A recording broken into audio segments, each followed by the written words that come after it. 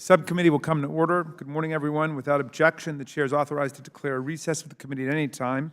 Today's joint subcommittee hearing is convening with Homeland Security Subcommittee on Transportation and Maritime Security on how the Coast Guard is handling complaints of harassment and bullying.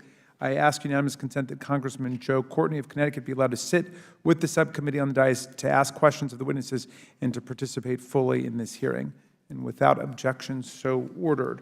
I will now make my opening statement before I turn to the ranking member. Welcome, everyone, to today's joint hearing with the Committee on Oversight and Reform Subcommittee on Civil Liberties and Civil Rights and the Committee on Homeland Security Subcommittee on Transportation and Maritime Security. I want to first start by saying our subcommittee has been actively involved in working on ways to stop hate violence. So I was dispirited to read the news of yet another anti-Semitic lethal attack which took place in New Jersey several hours ago. We send the victims' families our sympathy and our solidarity. Today's investigation was spearheaded by Chairman Benny Thompson, who leads the Committee on Homeland Security, and by our own late Chairman Elijah Cummings in close consultation with Connecticut Representative Courtney. Chairman Cummings served as the chairman of the Transportation and Infrastructure Committee's Subcommittee on Coast Guard and Maritime Transportation for 4 years.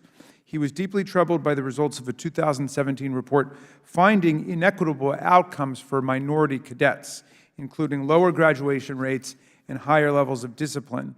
Elijah was also disturbed by the Inspector General's finding that a member of the military assigned to the Coast Guard Academy faculty suffered retaliation for reporting harassment and bullying, and he wanted to know what was being done to address the retaliation and to ensure that the allegations were being handled properly. The findings of the committee's joint investigation are now clear. Coast Guard military leadership has failed to promptly, thoroughly, and impartially address harassment, bullying, and retaliation allegations at the Academy. Furthermore, Coast Guard leadership has refused to hold anyone accountable for these systemic failures.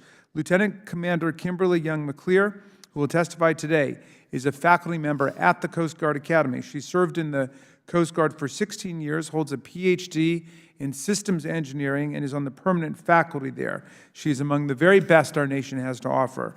In 2016, Lieutenant Commander Young McClear alleged she was suffering harassment and bullying. Her allegations were handled through the Coast Guard's anti-harassment process. However, rather than promptly and impartially determining whether or not her allegations were true, the Coast Guard swept her allegations under the rug. A senior officer then communicated to her that her allegations had been investigated 3 times and that each time the allegations were not substantiated. That was not accurate. The Coast Guard had not investigated any of these allegations fully, but the Coast Guard spread this misinformation far and wide, sowing doubt among Lieutenant Commander Young McClear's colleagues about the legitimacy of her complaints, further isolating her from her peers in the workplace. Nevertheless, she persisted and took her allegations to the Office of the Deputy Commandant for mission support. The Coast Guard finally conducted an investigation that verified her complaint of bullying and found that she had suffered work interference and her performance had been undermined, and yet senior Coast Guard officials inexplicably concluded that her allegations were unsubstantiated. Finally, to add injury to insult, Lieutenant Commander Young McClear was retaliated against for making the original allegations of harassment and bullying. Anti-harassment and anti-bullying processes can be effective only if complainants can trust that the complaints will be handled properly.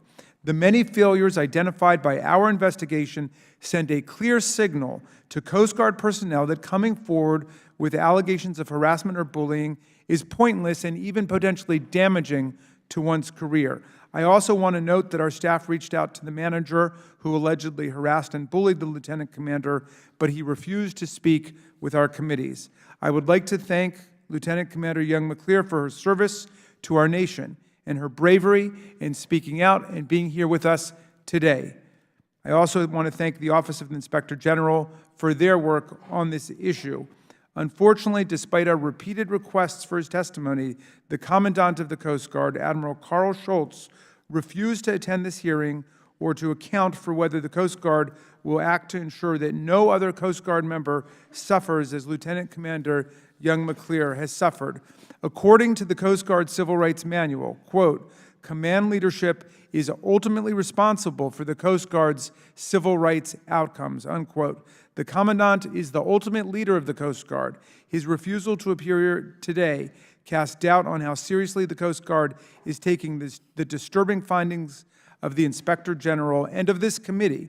But rest assured, we take it very seriously, as our late beloved colleague Elijah Cummings did. We will continue to take it seriously, and we will insist on the systematic changes that are necessary to address all of the efficiencies we have identified and to make certain that this anti-harassment policy is real. With that, I happily yield now to Mr. Roy. I thank the Chairman. I appreciate the opportunity to address this issue in this hearing, and I really want to thank the witnesses, particularly Admiral McAllister, who will come in the second panel, and Lieutenant Commander Young McClear for your service to our nation. Each day, the men and women of the United States Coast Guard risk their lives to keep our country safe, and we commend you for taking an oath to do so. I represent a district in Texas that, while not a coastal district, Texas is obviously a coastal state, and we've got a bunch of proud members of the Coast Guard who are working diligently, and particularly there dealing with the flow of dangerous narcotics and the cartels that operate along our border, and the Coast Guard is right there on the front line. So we really do appreciate any others, members of the Coast Guard who are here in this room as well, and thank you for your service. The Coast Guard does play a vital role in protecting our nation's borders, maritime environment, and economy. In an average day, the men and women of the Coast Guard conduct 45 search and rescue operations, saving on average 10 lives. But that's not all. The Coast Guard stops migrants from entering the country illegally, conducts vessel security boardings, and prevents foreign vessels from illegally entering United States waters, prevents drugs from entering our country. In an average day, members of the Coast Guard interdict 874 pounds of cocaine and 214 pounds of marijuana. I'm sure most of us watched the Coast Guard's video in July showing members of the Coast Guard Cutter Monroe jumping into a submarine packed with cocaine in the middle of the eastern Pacific Ocean. The sub contained 5 suspected drug smugglers and 17,000 pounds of cocaine with a street value of over $230 million. This is the story of a broken system that we've addressed many times in this committee. It's also the story of a Coast Guard that's on the front lines dealing with a broken system. And I might add, if we were to do our job as a country, instead of wasting time through political shenanigans as we've been seeing unfolding heavily over the last 3 months, then we would secure the border of the United States. We would give more tools to the Coast Guard to be able to do their job. That narco sub was one of 14 drug smuggling vessels the Coast Guard intercepted between May and July of this year off the coast of Mexico, Central America, and South America. That's just one example of the heroic actions members of the Coast Guard take every day to protect the safety of our nation's borders and waterways. Today, my Democratic colleagues have called this hearing to showcase, not to showcase the valiant efforts of the Coast Guard, but to demand this branch of our military make changes to its bullying and harassment policies. Now, to be clear, we should not tolerate a single act of bullying or harassment against a member of any branch of our armed services. If a member of our armed services experiences bullying or harassment, they should have an avenue to report these behaviors, and actions to remedy the situation should be taken immediately. My Democrat colleagues released a report this morning, I think, or are about to release a report. I don't know if the Chairman can confirm that or not. Yeah, it has been released. Okay. And released a report that found that the Coast Guard military leadership failed to conduct prompt, thorough, and impartial investigations of allegations of harassment and bullying. Now, these are troubling allegations, and I'm certainly glad that we're going to be able to address some of those in this hearing today. But the Democrats also found that significant improvements to policies and procedures are needed to ensure full and consistent enforcement of anti-harassment and hate incident policies.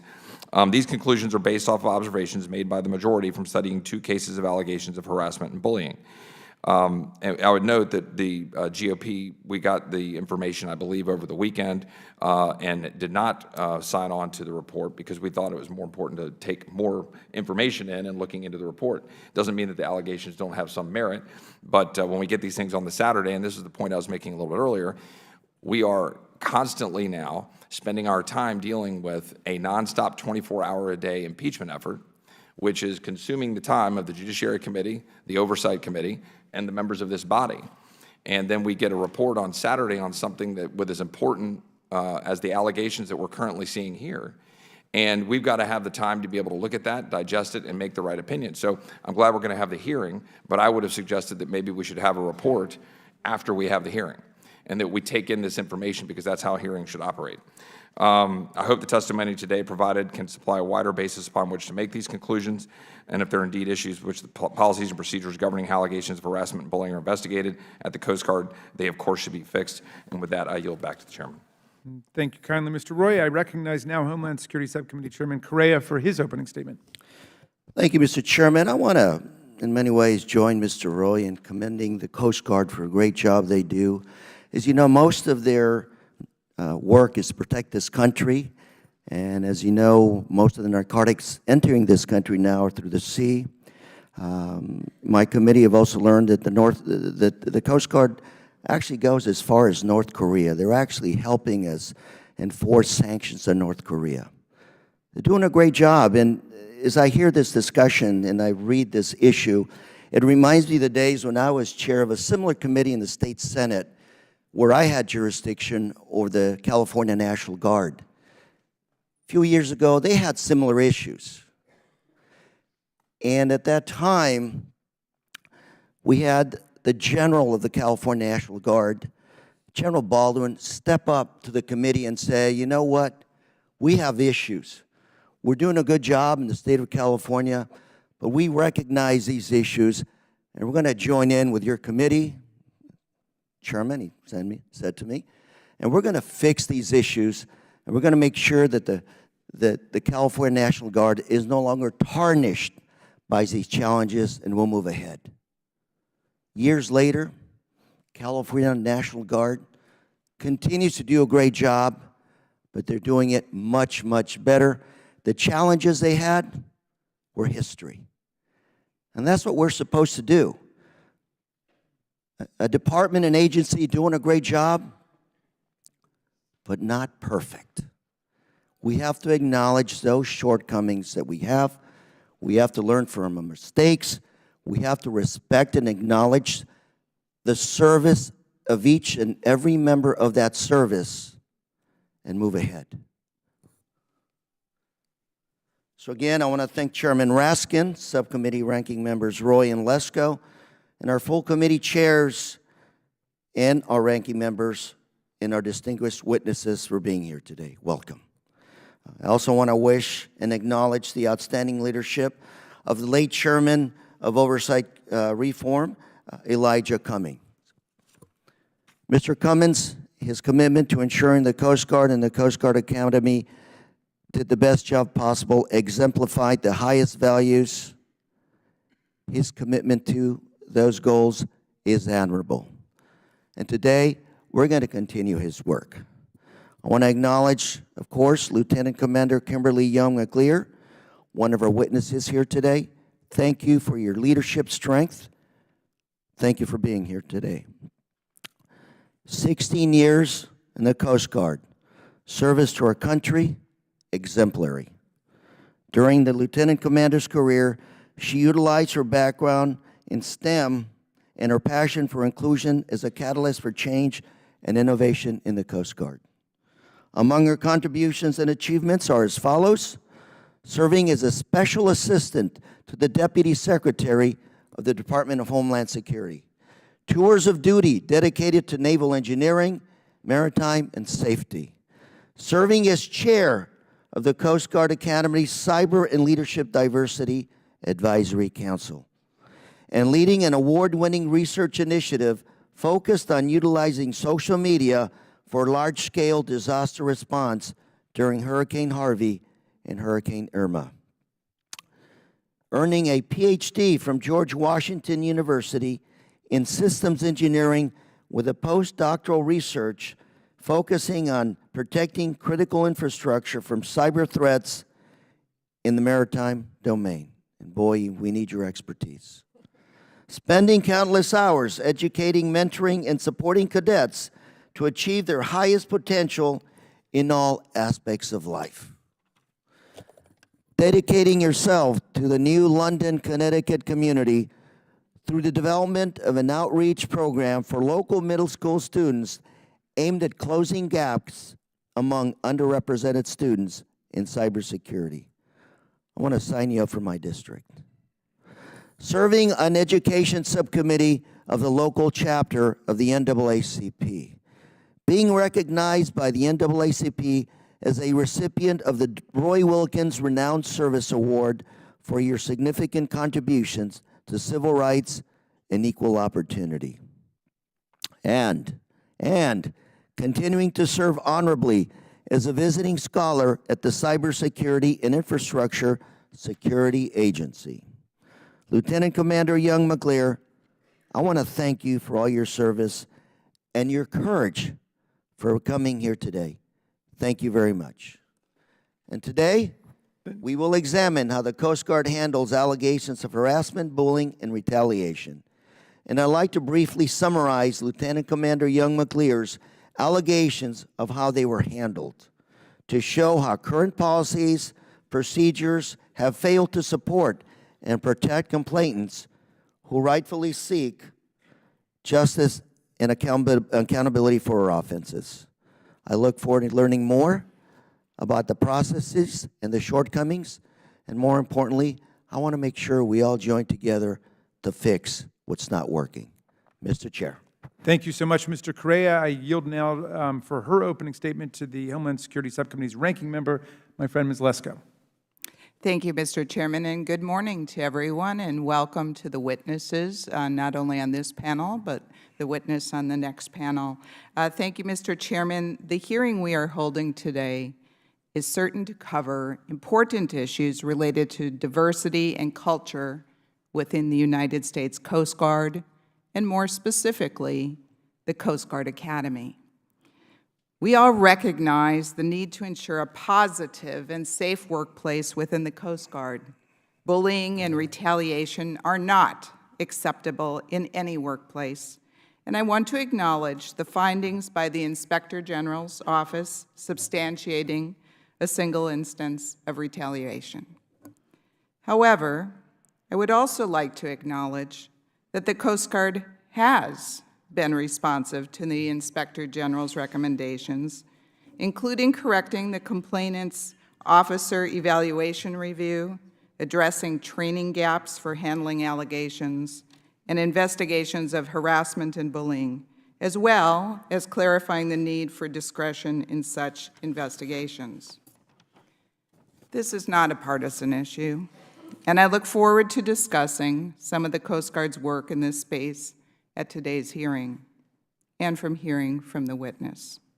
The majority has spent considerable time and expense on an investigation into a matter that was already investigated by the Inspector General and remediated by the Coast Guard. Much of the one-sided report they released to the public today draws on recollections of staff, not actual transcripts. It fails to include input from several fact witnesses that were a party to the matter. Finally, many of the report's recommendations have already been implemented by the Coast Guard. The rest may or may not be feasible, but we don't know because the majority has not afforded the Coast Guard an opportunity to review the report or provide feedback, and the individuals named in the report were not given notice of their inclusion before the majority released their names today. I have to say I am also disappointed that the Chairman Raskin, in his opening statement, has sought to disparage the reputation of Admiral Schultz, a military service chief and distinguished four-star admiral with over 40 years of service in our nation. This is especially disappointing because the Coast Guard has continually, several times, offered to have Vice Admiral McAllister testify, and he will be on the second panel today only because the minority party asked him to be here. I am pleased to see that Vice Admiral McAllister here today as the minority witness on the second panel. As the Deputy Commandant of Mission Support, he is the most knowledgeable and appropriate witness to address the topic of today's hearing. Despite being offered as a witness to the majority multiple times, He is here today only because, as I've said, the minority invited him in an effort to get the Coast Guard's perspective on the facts of this issue. Over the last several years, the Coast Guard has taken steps to improve the diversity and foster an inclusive workplace at the Academy, where service members, civilians, and cadets can conduct their mission free of harassment and discrimination. For instance, the Coast Guard Academy is the first service academy to partner with the Center for Urban Education at USC to address gender and race-related gaps in student learning outcomes. The Academy stood up a Center for Inclusive Learning and Teaching to enhance the learning environment for minority faculty and cadets. It also created an equity assessment report to track the impact of policy changes on cadet outcomes. I raise these examples, and I know the Vice Admiral will speak to other examples, because I want the record to reflect the positive actions the Coast Guard has taken to enhance diversity and inclusiveness. There is always more to be done, don't get me wrong, and it should be done on this issue. And I know the Coast Guard is committed to always improving. Rather than dropping a one-sided report on our doorstep right before the hearing and refusing to entertain substantive input by the minority, why can't we all work together to achieve our common objectives on this important issue? In summary, we want to ensure that all people are treated fairly. No one should face harassment or bullying in the workforce, and I applaud the Coast Guard's positive actions to enhance diversity and inclusiveness while also acknowledging more can always be done to improve. It is also important to recognize the heroic and self-sacrificing actions by the Coast Guard and its leadership each and every day. Mr. Chairman, thank you, and I yield back the balance of my time. And thank you very much. I'm now happy to recognize the chair of the full Oversight Committee, Ms. Maloney, for her opening statement. Thank you, and I thank the subcommittee chairman for his leadership. This hearing follows years of oversight of the Coast Guard led by our late chairman, Elijah Cummings. He strongly supported the Coast Guard and was extremely proud of the men and women serving our country. He also held the Coast Guard to the high standards that we should expect of all branches of our military. Joining us in this critical oversight has been our good friend, Chairman Thompson of the Committee on Homeland Security, who jointly conducted this 18-month investigation into the Coast Guard's handling of harassment, bullying, and retaliation. I also commend my good friend and colleague, Representative Joe Courtney, who has been a partner in this effort and an advocate for his constituent, Lieutenant Commander Young McLean, and was his special guest at the last State of the Union. She was his guest. This morning, the committees are issuing a joint staff report finding that allegations of bullying and harassment have not been investigated promptly, thoroughly, or impartially at the Coast Guard. The report details weak policies that fail to require investigators to be trained adequately or to prohibit actions that could have a chilling effect on investigations. Most troubling, however, the report also reveals numerous actions by senior Coast Guard officials that demonstrate confusion and disregard for Coast Guard procedures for handling allegations of harassment and bullying. Committee staff examined in depth the case of a whistleblower, Lieutenant Commander Kimberly Young McLear, who is testifying with us today. She is a member of the permanent military faculty at the Coast Guard Academy. She holds a doctorate and is presently on detail to the Cybersecurity and Infrastructure Security Agency at DHS. Thank you for your service and your accomplishments. And we're very proud of your willingness to serve, and I look forward to your testimony. My colleagues have detailed how the Coast Guard failed to examine allegations of harassment and bullying that took place over 5 years, and I want to talk briefly about the importance of effective policies and procedures and accountability for addressing these types of allegations. The men and women who serve in the Coast Guard have a critical mission to keep this country safe and secure. They should be able to carry out their mission without being harassed or bullied and without fear of retaliation when they report abusive behavior. We need effective anti-harassment and anti-bullying programs carried out promptly and impartially by senior leadership. This is essential to ensuring that Coast Guard men and women have the workplace they deserve, where they can be fully effective in their jobs that frequently require them to put their own lives on the line in the service of our nation. The investigative staff report shows that the Coast Guard does not have effective anti-harassment and anti-bullying programs or accountability programs in place. This failure has harmed individuals, like the lieutenant commander who is appearing here today. This failure also may be contributing to an environment in which, according to a 2019 RAND study, the Coast Guard had a 12% lower retention rate after 10 years of service for both female officers and enlisted personnel from 2005 to 2016 as compared to male service members. As the new chair of the Oversight Committee, let me be clear that whistleblowers are absolutely critical to the committee's mission to combat waste, fraud, and abuse across the federal government. And I will continue our committee's long bipartisan tradition of supporting them. Retaliation against whistleblowers is not only prohibited by policy, it's illegal. When other employees see whistleblowers retaliated against, as the lieutenant commander was, they are less likely to come forward themselves to report wrongdoing, including national security vulnerabilities. So this hearing is extremely important to the national security of our country. I would just like to conclude that I'm a strong supporter of the military. I come from a military family. My father served in World War II, my brother in Vietnam, and my husband during peacetime. But I'm very distressed by these allegations.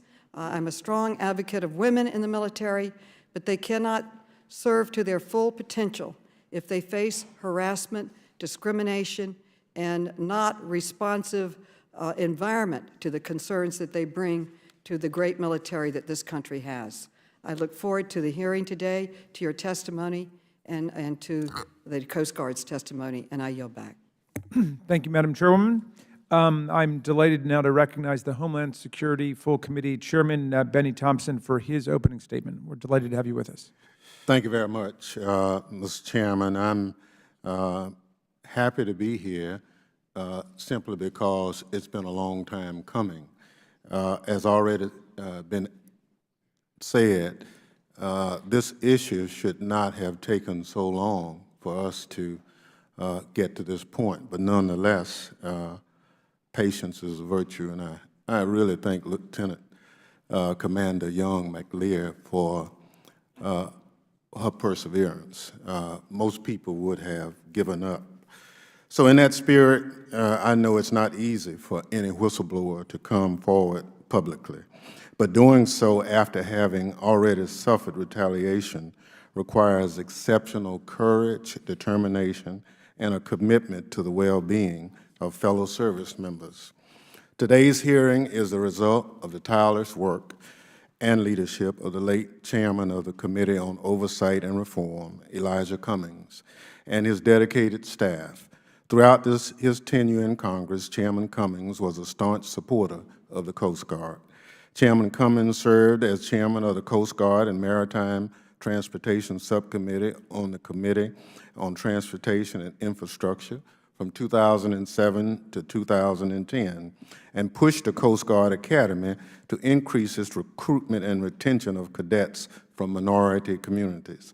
He also was a fierce defender of civil rights and pressed the Coast Guard to root out bullying, harassment, and discrimination in its ranks. Chairman Cummings knew that the Coast Guard workforce needed to reflect the diversity of this great nation, and I couldn't agree more.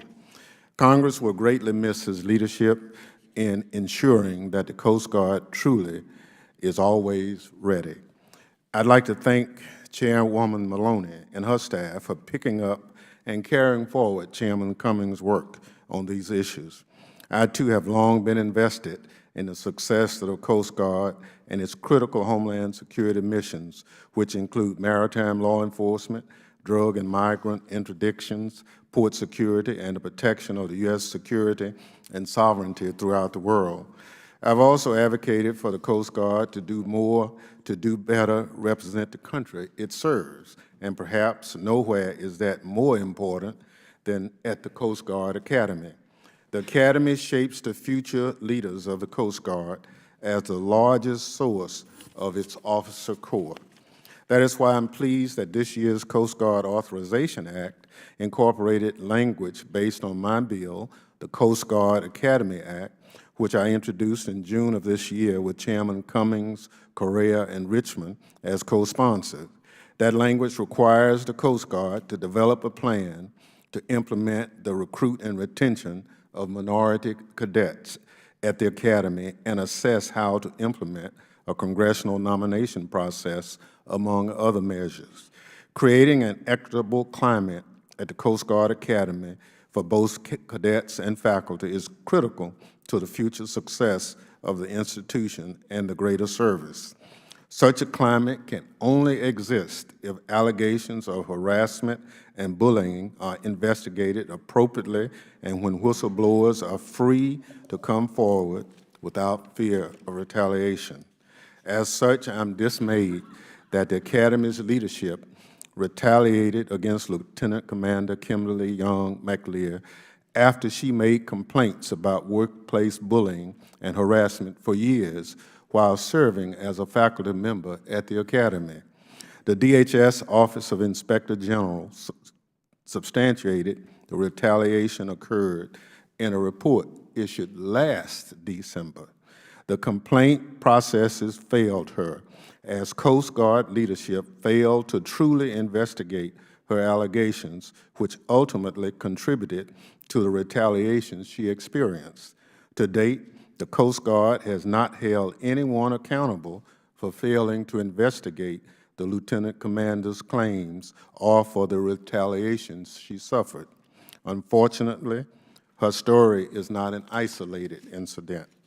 The committee has been made aware of similar recent occurrences of bullying, harassment, and inequitable treatment across the service, including 2 other instances of whistleblower retaliation substantiated by the DHS Inspector General.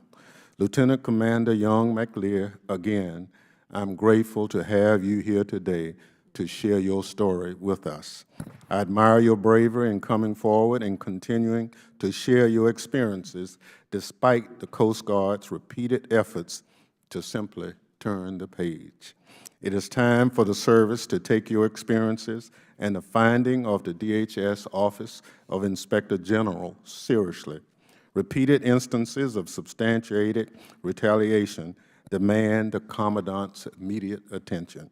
It is unfortunate that Admiral Schultz refused our repeated requests to testify before the committee today. His refusal to testify today is the latest in a series of actions by the Coast Guard and the Department of Homeland Security to stonewall the investigative efforts of our committee over the past 18 months. The Coast Guard has produced incomplete and heavily redacted documents related to our committee's investigation without any explanation for the redactions, which is unacceptable. This document is unacceptable, which you can see on the screen. There's not much you can get from a document produced in that manner. The lack of transparency and resistance exhibited by the Coast Guard and its leadership during the course of our investigation has truly been troubling. Lieutenant Commander, it's telling that you have the courage to join us today to share your story despite more than 4 years of adversity and retaliation, and yet the Commandant is not here to speak for the Coast Guard. His absence is telling.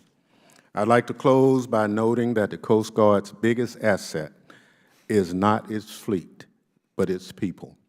If the service does not know how to take care of its own people, it cannot execute its critical mission to protect our homeland. The climate and cultural challenges at the Coast Guard Academy should not solely alarm the leadership at the Academy, but also at Coast Guard headquarters. The culture at the Academy permeates the rest of the service. That is why it's critical that Coast Guard leadership address this serious matter now. And in closing, I understand the mission of the Coast Guard, and I applaud them for doing a good job. I'm a Katrina survivor. A lot of people, the Coast Guard helped in my district, a number of hurricanes and other natural disasters. The Coast Guard's always there. But you know, we have to get everything right. We just can't get some things right. And so I'm concerned that anybody in this country who lives in this country, especially who's a member of our armed services, who's taken an oath of office to defend our rights as Americans, also has rights for themselves. And so it's in that spirit that we need to get this right. I look forward to the testimony from the witnesses, and I again thank Chairwoman Maloney and others for getting us to this point. It's absolutely necessary for us to get it right. Now I yield back, Mr. Chair. Thank you very much, Chairman, for your thoughtful remarks. We're going to turn now to the introduction of the witnesses, and for that I'm going to call on Mr. Courtney, who represents New London, Connecticut, and therefore the Training Academy, to introduce his constituent. Thank you, Mr. Chairman, and I want to thank yourself and all the committee members for the opportunity to participate in today's hearing. And it's an honor this morning to introduce Lieutenant Commander Kimberly Young McClear, whose presence today is another example of her outstanding service to the Coast Guard and her steadfast commitment to the goal of an inclusive Coast Guard where every service member is valued. I'm not going to repeat her gold-plated resume. I want to thank all the other members on both sides this morning, again, walking through her amazing educational and service accomplishments. What I wanted to just sort of share is that having the opportunity and the privilege to get to know her over the last couple of years is that it's clear to me that the day she raised her right hand and took the oath to defend and uphold the Constitution of the United States and join the Coast Guard, moving up through the ranks at the Officer Candidate School in New London to, again, become part of the leadership of the Coast Guard, she has made a positive difference at every juncture, whether it's in the service, whether it's at the academy on the campus, or whether it's in the community of New London. I want to thank Mr. Correa for mentioning the fact that she, again, initiated a STEM program for middle school students who are underrepresented in terms of getting into that critical skill set for future opportunities for America's workforce. And I would just note that because of that work, she was honored, along with her team, with the Coast Guard Captain Niels P. Thompson Innovation Award for cultural change for the great work that she did there. But I also want to make the point that she's not alone. Today, she is joined by a dozen or so of her colleagues who ventured down from New London to be here today because they know the positive difference that she makes. And what she's talking about here today is not an isolated incident. The IG report clearly documents that we're talking about a systemic issue. And again, I want to recognize them, particularly her wife, Gail Young McClear, who's here today. And because, again, I think every breath she takes is always focused on advancing the mission of the Coast Guard. I just want to say that that fidelity to the mission of the Coast Guard came from the fact that she was raised by two parents who are here this morning as well, Andrew and Jackie McClear, who are sitting in the front row, who are both veterans of the U.S. Air Force, and obviously instilled in her the values of service and commitment to the country. So again, we are just so amazed and honored by your incredible service. And as the chairwoman pointed out, I was honored to bring her to the State of the Union address back in January. She interacted with dozens of members of the House in uniform. She was an outstanding ambassador for the Coast Guard, and I wrote to the Commandant to tell him about that experience, that, again, she should make all of us proud in terms of the work that she does to advance this critical, important service that does such great work for our country. And with that, I yield back. Right, thank you very much. I know everyone's on the edge of their seat waiting to hear from Lieutenant Commander at this point. I wanted, in just one sentence, to introduce our other very fine witness, Mr. Jackson Eaton, who is the Deputy Assistant Inspector General for Special Reviews and Evaluations at the Department of Homeland Security, Office of the Inspector General. So, Mr. Eaton, thank you very much for joining us. Lieutenant Commander, you are now recognized for your statement. Forgive me, but if you would both rise and raise your right hand, I've got to swear you in. Do you swear or affirm that the testimony you're about to give is the truth, the whole truth, and nothing but the truth, so help you God? Yes, I do. Let the record show the witnesses both answered in the affirmative. Thank you. Please be seated and speak directly into the microphones. Without objection, your written statements will be made part of the record. And Lieutenant Commander Young McClear, you're now recognized to give your oral presentation. Well, first, good morning, Chairman Raskin, Chairman Correa, Ranking Member Roy, Ranking Member Lesko, and distinguished members of the committees and subcommittees. Thank you for this opportunity to share with the public and to Congress on the Coast Guard's handling of bullying, harassment, and retaliation allegations. I'm incredibly proud to serve alongside the Coast Guard individuals, thousands of us, who are brave and talented, who go to extraordinary lengths to serve and safeguard our nation. However, if individuals serving in the Coast Guard are not safe in the workplace, whether because they're facing sexual assault, hazing, bullying, harassment, discrimination, or retaliation, then we are actively impeding our ability to carry out our missions fully. The Coast Guard's lack of accountability, transparency, and integrity with respect to these types of allegations are just some of the barriers to achieving a fully thriving workforce.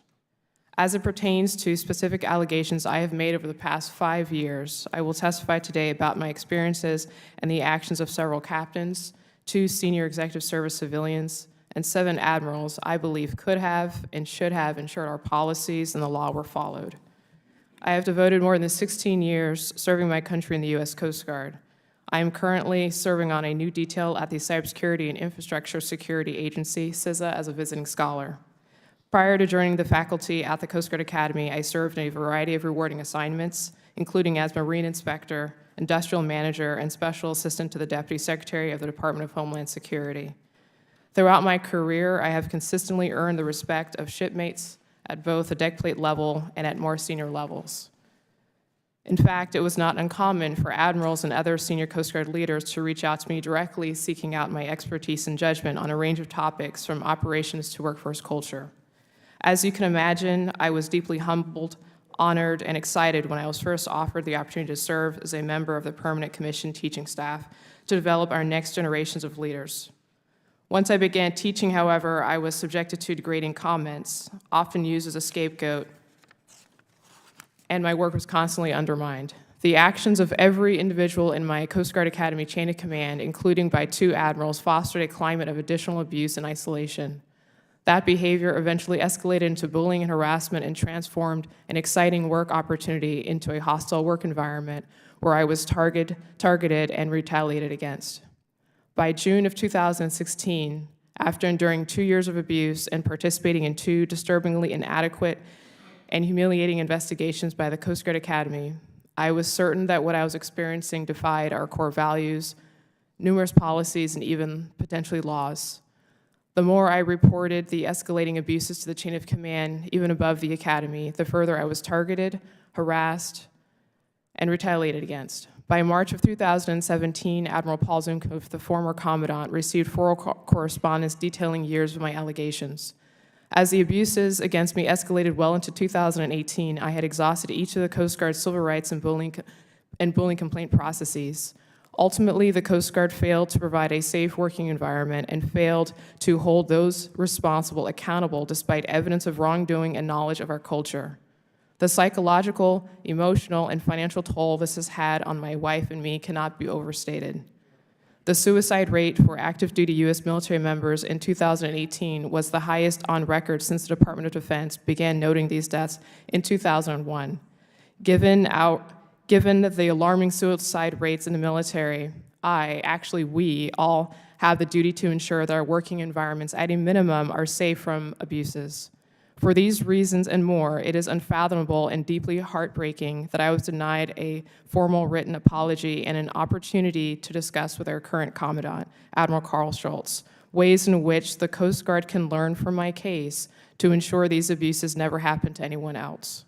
Since the DHS OIG whistleblower retaliation report was released a year ago, many Coast Guard individuals who are overwhelmingly talented, devoted, people of color, women, and LGBTQ have reached out to me to share their experiences and to convey that these systemic issues up and down the ranks are not unique to the Coast Guard Academy.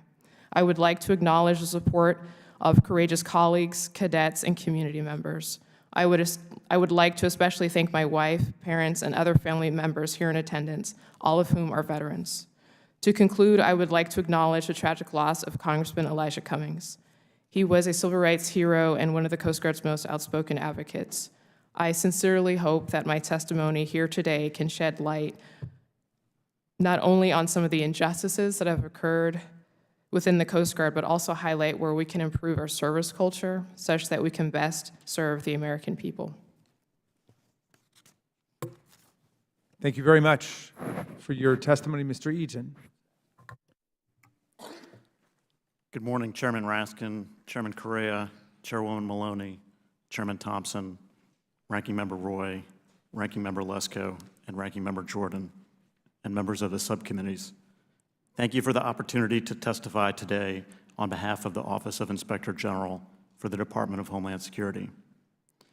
I understand that the subcommittees have been examining the Coast Guard's handling of complaints of harassment, discrimination, and bullying, and that the subcommittees believe our whistleblower retaliation report of December 4th, 2018 may provide a case study into the issue. While I cannot offer an assessment of whether the issues presented in our report are indicative of broader problems throughout the Coast Guard, I am happy to provide an overview of our specific investigation. When we published our report, the name of our complainant was confidential. The complainant subsequently consented to the release of her name publicly, and I can disclose that Lieutenant Commander Kimberly Young McClear, appearing alongside me today, is the complainant from our report. However, several other figures from the report, including her supervisors and colleagues, have not consented to the public release of their names, and I will not be able to confirm or deny, even indirectly, the identities of these witnesses today. In July of 2015, and over the following 18 months, Lieutenant Commander Young McClear submitted 5 sets of both informal and formal complaints alleging discrimination and harassment at the Coast Guard Academy. Our interest was not in substantiating the merits of these complaints. Rather, it was to examine the Coast Guard's response to them. Primarily, had the Coast Guard, in violation of the Military Whistleblower Protection Act, retaliated against Lieutenant Commander Young McClear for making these complaints? We found that in one case, it had. Namely, she received low marks on her officer evaluation report. These marks could not be justified by any documented performance issues. Moreover, none of her peers had received a rating as low as hers, and she herself had received higher marks in both prior and subsequent rating periods.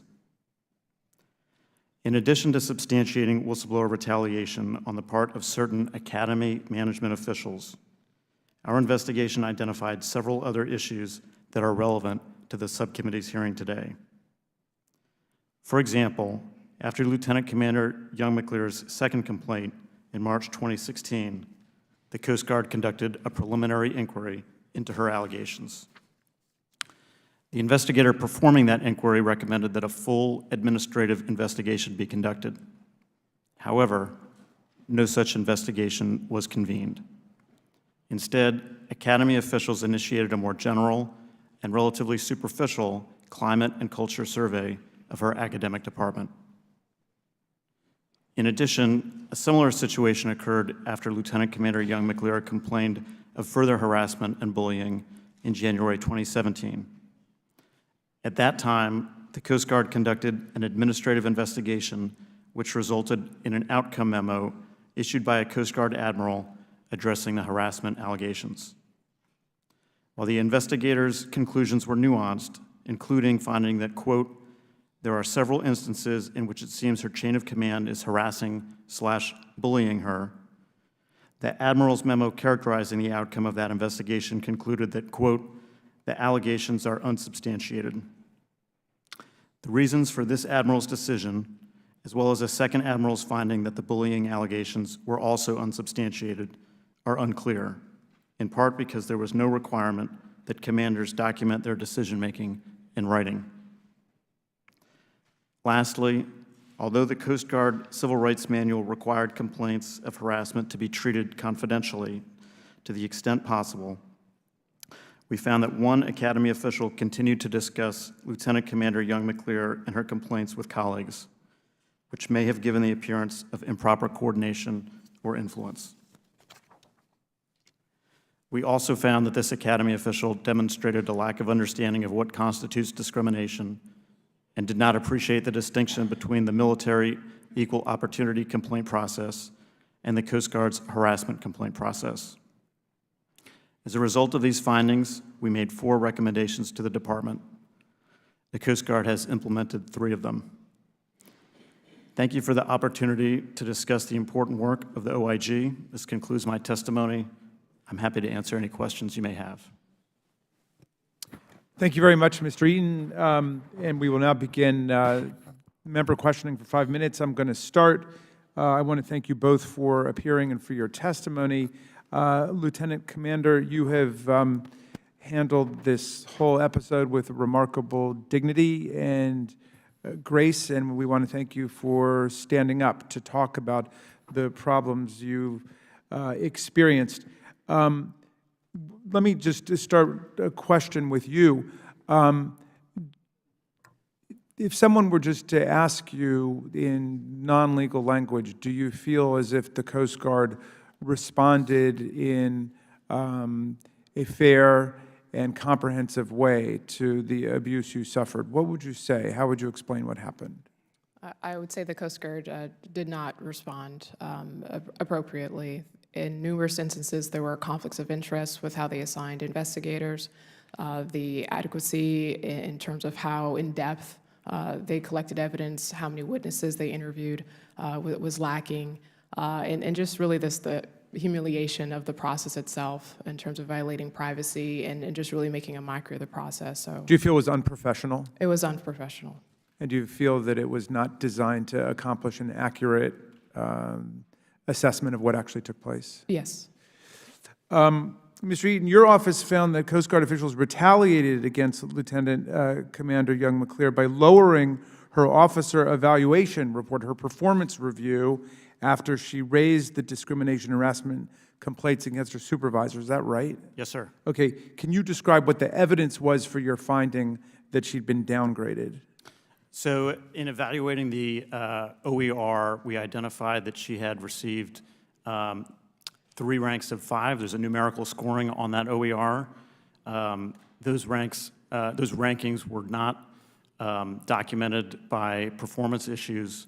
We also identified that her peers had received numerical ranks of 6, which is a higher rating, and that Lieutenant Commander Young McClear herself had received rankings of 6 in the ratings period before and subsequent to the rating period. So if you think of it like a report card, you'd see a row of 6s, then she makes her complaint, and then it drops down to 3. Is that right? To a 5. There were 3 numerical scores of 5. There are a number of different From Held. 6s to 5s, is that right? Okay. Did this retaliation that you found violate the Military Whistleblower Protection Act? We found that it had, yes. You did, okay. And how did that affect your career, Lieutenant Commander? So I want to clarify. So as a permanent military faculty member, the perspective that I have is it's really about dignity. And the purpose of the document is to accurately describe what our performances are. So that's the first factor, is it's supposed to document, it's an official document that's supposed to capture the true impact of your performance. Generally speaking, for officers, that's really the document that we use in our records to denote who's going to be promoted, unlike the enlisted workforce. So It's critical to your it's absolutely promotions. critical, and because of the scale 1 through 7 and changes between 6s to 5s, what may seem subtle to some has a drastic impact in terms of if you're up for recommendations for command or promotion. Okay, so after the finding of the bullying and harassment and the retaliation, did the Coast Guard correct your officer evaluation report? Did they? So the corrections were made on the numerical values only after the OIG report. After the OIG report, okay, so it was made. So now it's been corrected, but it wasn't corrected at the time. Yes, only the numerical scores. Okay. Mr. Eaton, to your knowledge, has the Coast Guard held accountable any of the senior officials which your office found had engaged in the retaliation in violation of the Whistleblower Protection Act in the military? No, it has not. Okay. In fact, according to the IG's most recent semi-annual report, I quote, "No actions were taken against any of the officials involved in the substantiated retaliation. DHS told OIG that one official retired earlier this year but was not subject to any disciplinary action regarding this matter." Mr. Eaton, I thank you and the IG's office for your work, and Lieutenant Commander, I want to thank you for your service to America and your service to Congress in coming forward to discuss this. And I now yield to Mr. Roy for 5 minutes for his question.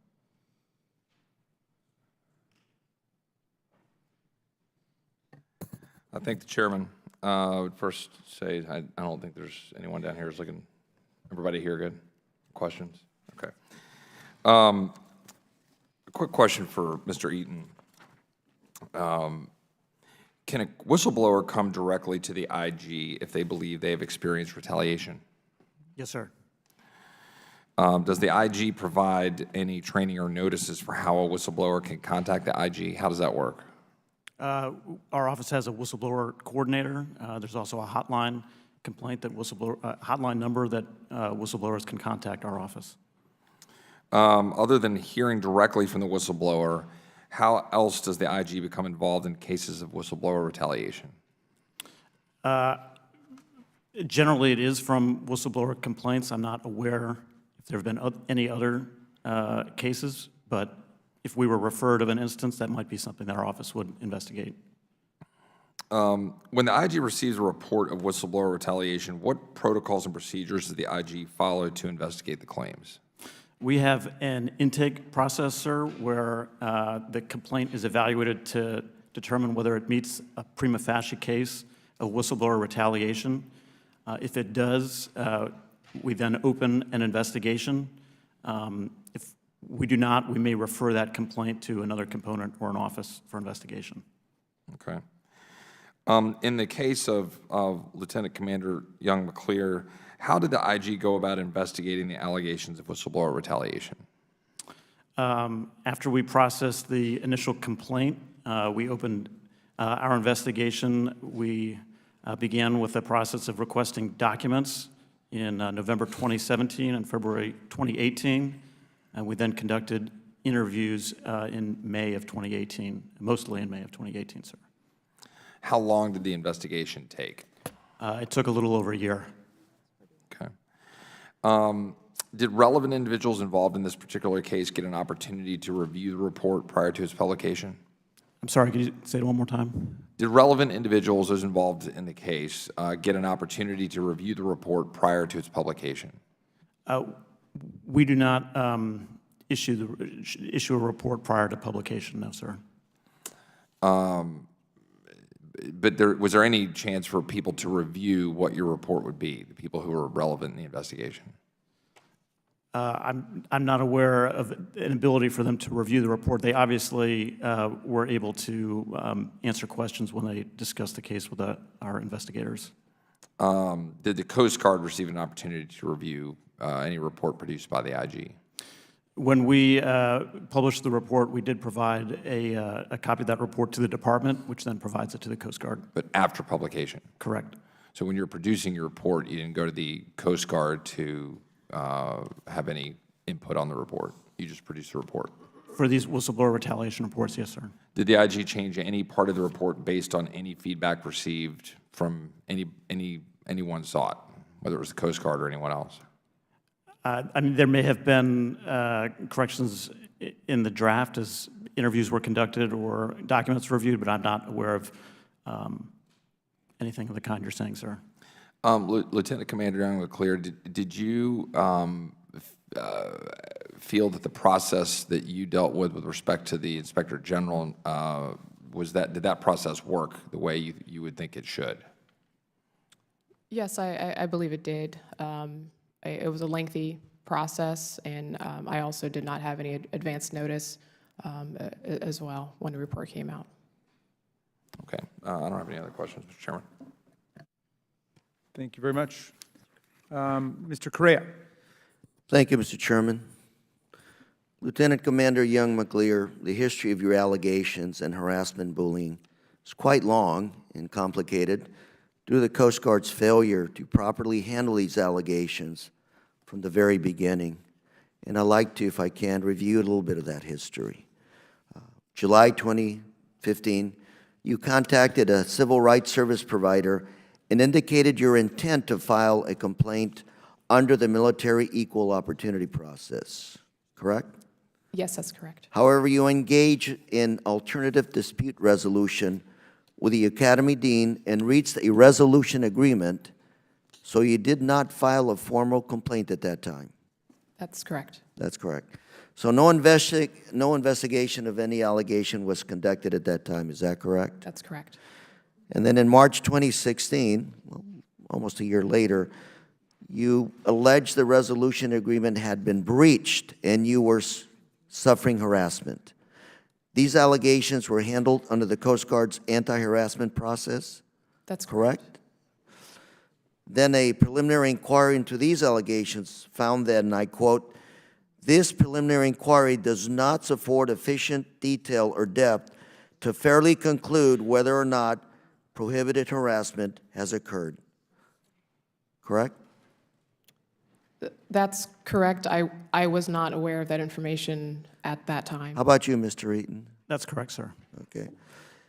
And Mr. Eaton, although the preliminary inquiry recommended that an investigation of the allegations be conducted by someone, and I quote, "credentialed in human resources, EEO, civil rights and/or diversity and inclusion," that didn't happen? That's correct, sir. And according to Inspector General's report, no one ever, and I quote, "ordered a subsequent investigation into the allegations raised by the Lieutenant Commander." Is that correct? That's correct, sir. And instead, an admiral convened a climate and culture investigation. Is that correct? Yes, sir. The committee's investigation has determined that the climate and culture investigation did not look into any specific allegations that the Lieutenant Commander made. And in fact, the investigator who conducted the climate and culture told the committee, and I quote, "I was expressly asked not to look at any individual." Is that correct? I'm not aware of that specific quote, but I do know that the climate and culture investigation was relatively superficial, as we said in our report. And yet an admiral sent an email to the Lieutenant Commander that said, and I quote, "Based on the command's review of the 3 inquiries investigations conducted by Dean Colella and a couple of other people whose names have been redacted, we have determined that you have not been subject to substantiated harassment and that the climate and culture of the Coast Guard Academy Management Department is sound." This email was completely inaccurate. And yet, when the lieutenant commander tried to ask questions about this conclusion and restate her allegations, she was told by the admiral, and I quote, "We need to move forward." Is this correct? Yes, that's correct. Okay. Lieutenant Commander, explain to me, how has this process made you feel? Humiliated. Justice? The Coast Guard processes, no, there's been zero justice in the Coast Guard processes, and even after the release of the OIG report this past December. You're a loyal, patriotic member of the Coast Guard. How did this process make you feel? After filing all of the complaints that I did just throughout the long journey since 2014, it was devastating because I was really excited to teach at the Coast Guard Academy. I was excited about being in a place where I can give back and serve and actually be in one place. You earned the opportunity to teach at the Coast Guard Academy. Yes. Thank you. Mr. Chair, I yield. Madam Chair. The chair recognizes Representative Debbie Lasko from Arizona. Thank you, Madam Chairman. First, I want to say to you, Lieutenant Commander Young McClear, that I'm sorry that any of these things happened to you, and I appreciate you being here today. And my question, well, before I do a question, Madam Chair, I ask unanimous consent to enter into the record this DHS response memo to the OIG report without a... So granted. Thank you very much. I'll just hand it to you. My first question is for Mr. Eaton. Mr. Eaton, I think you testified that 3 out of the 4 IG recommendations have been completed. Is that correct? That's correct, ma'am. And which one has not been completed?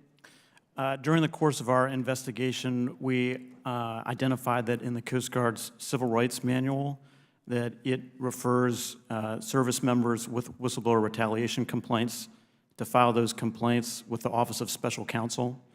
That's actually incorrect. OIG has sole jurisdiction over whistleblower retaliation complaints under the Military Whistleblower Protection Act. So we recommended that the Coast Guard correct that.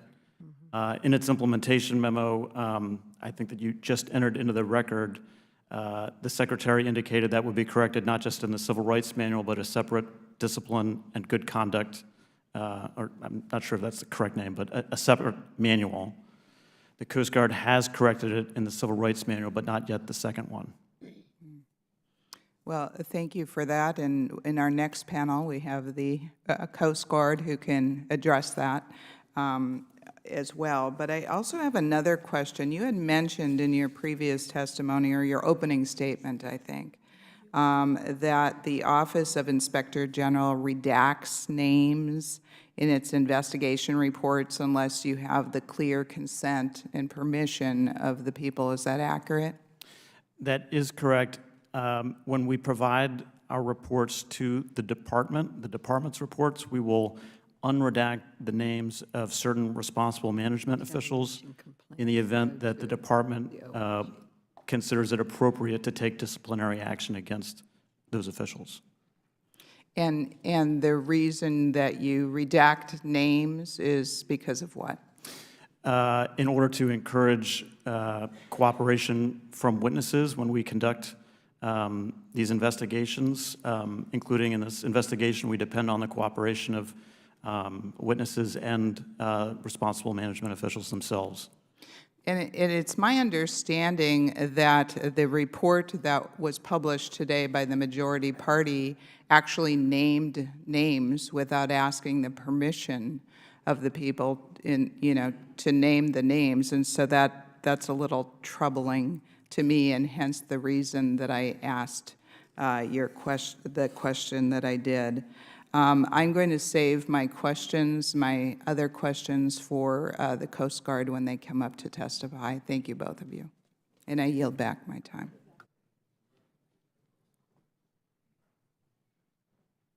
Thank you very much. First, I'd like to welcome and thank Lieutenant Commander Young McLear for your service and for your bravery, really, of coming forward.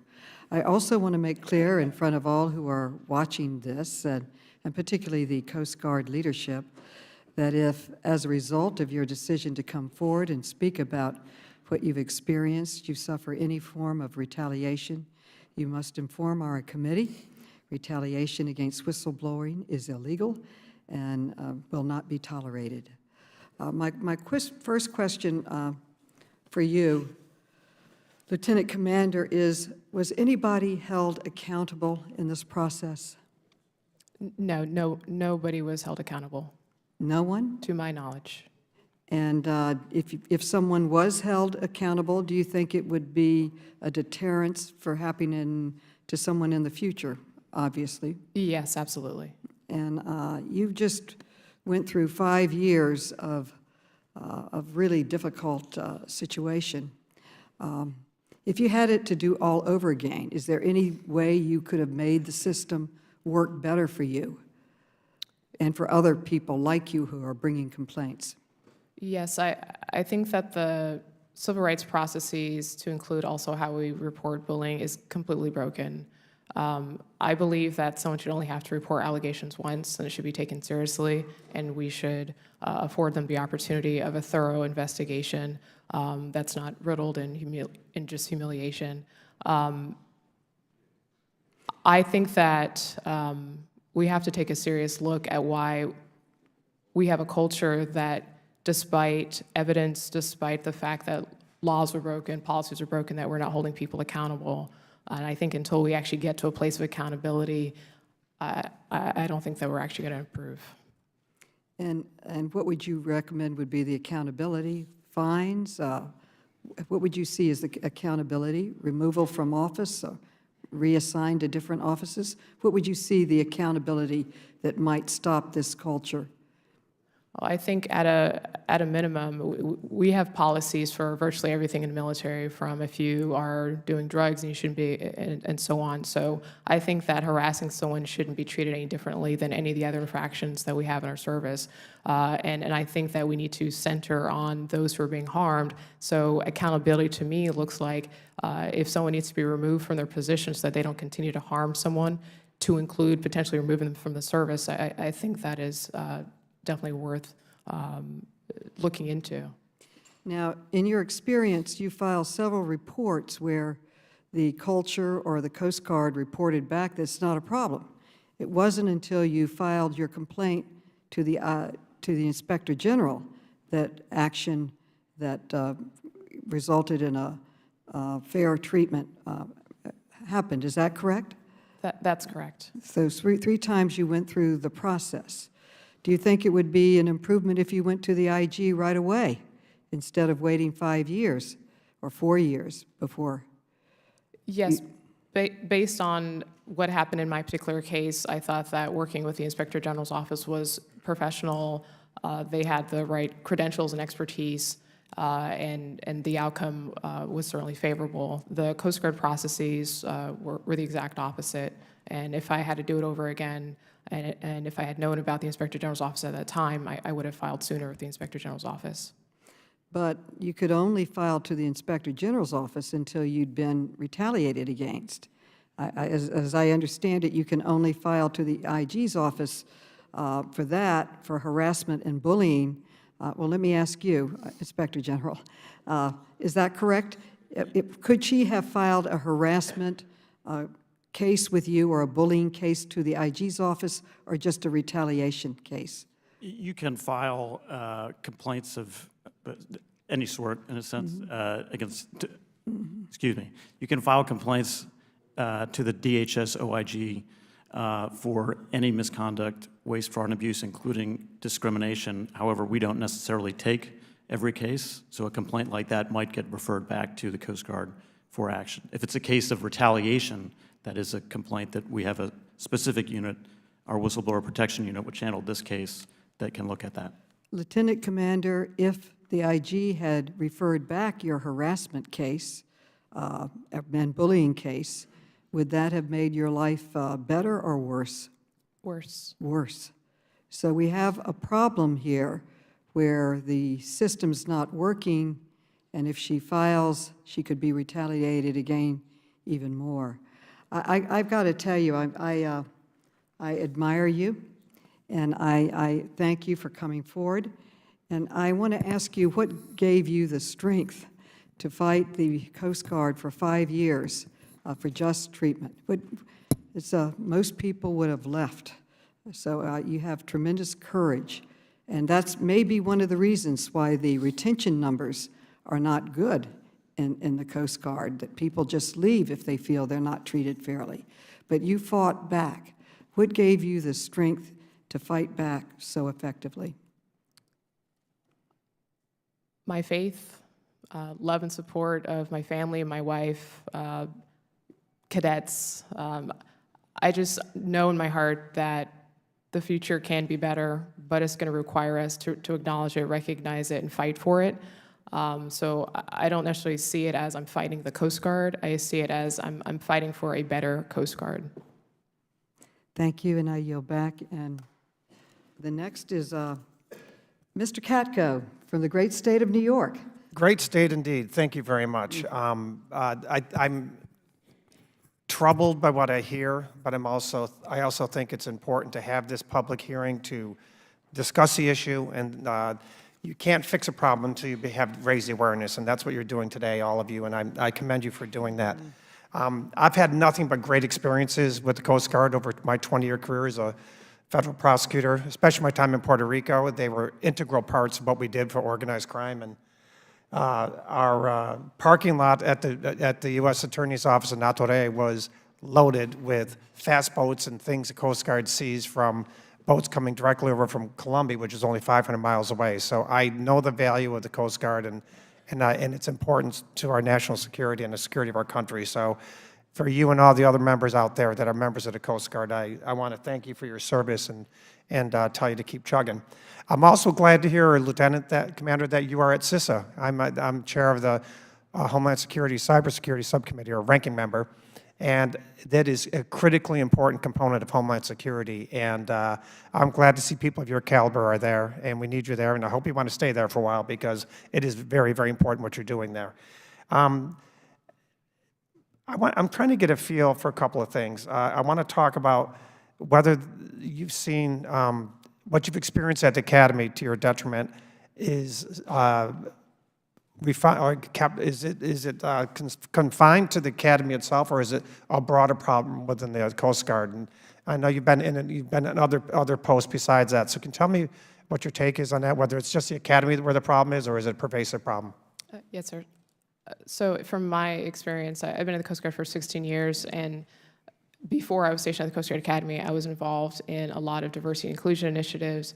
When I actually reported to the Coast Guard Academy in 2014, there wasn't a Leadership Diversity Advisory Council, or an LDAC, stood up. The charter of the LDAC that's mandated Coast Guard-wide in 2011, and it basically stated it's a group that is chartered to assess the climate and provide advice to the command on how to improve the climate. So that was just one of the indicators that I noticed that was lacking at the Coast Guard Academy, which was supposed to be a leadership hub for the entire service.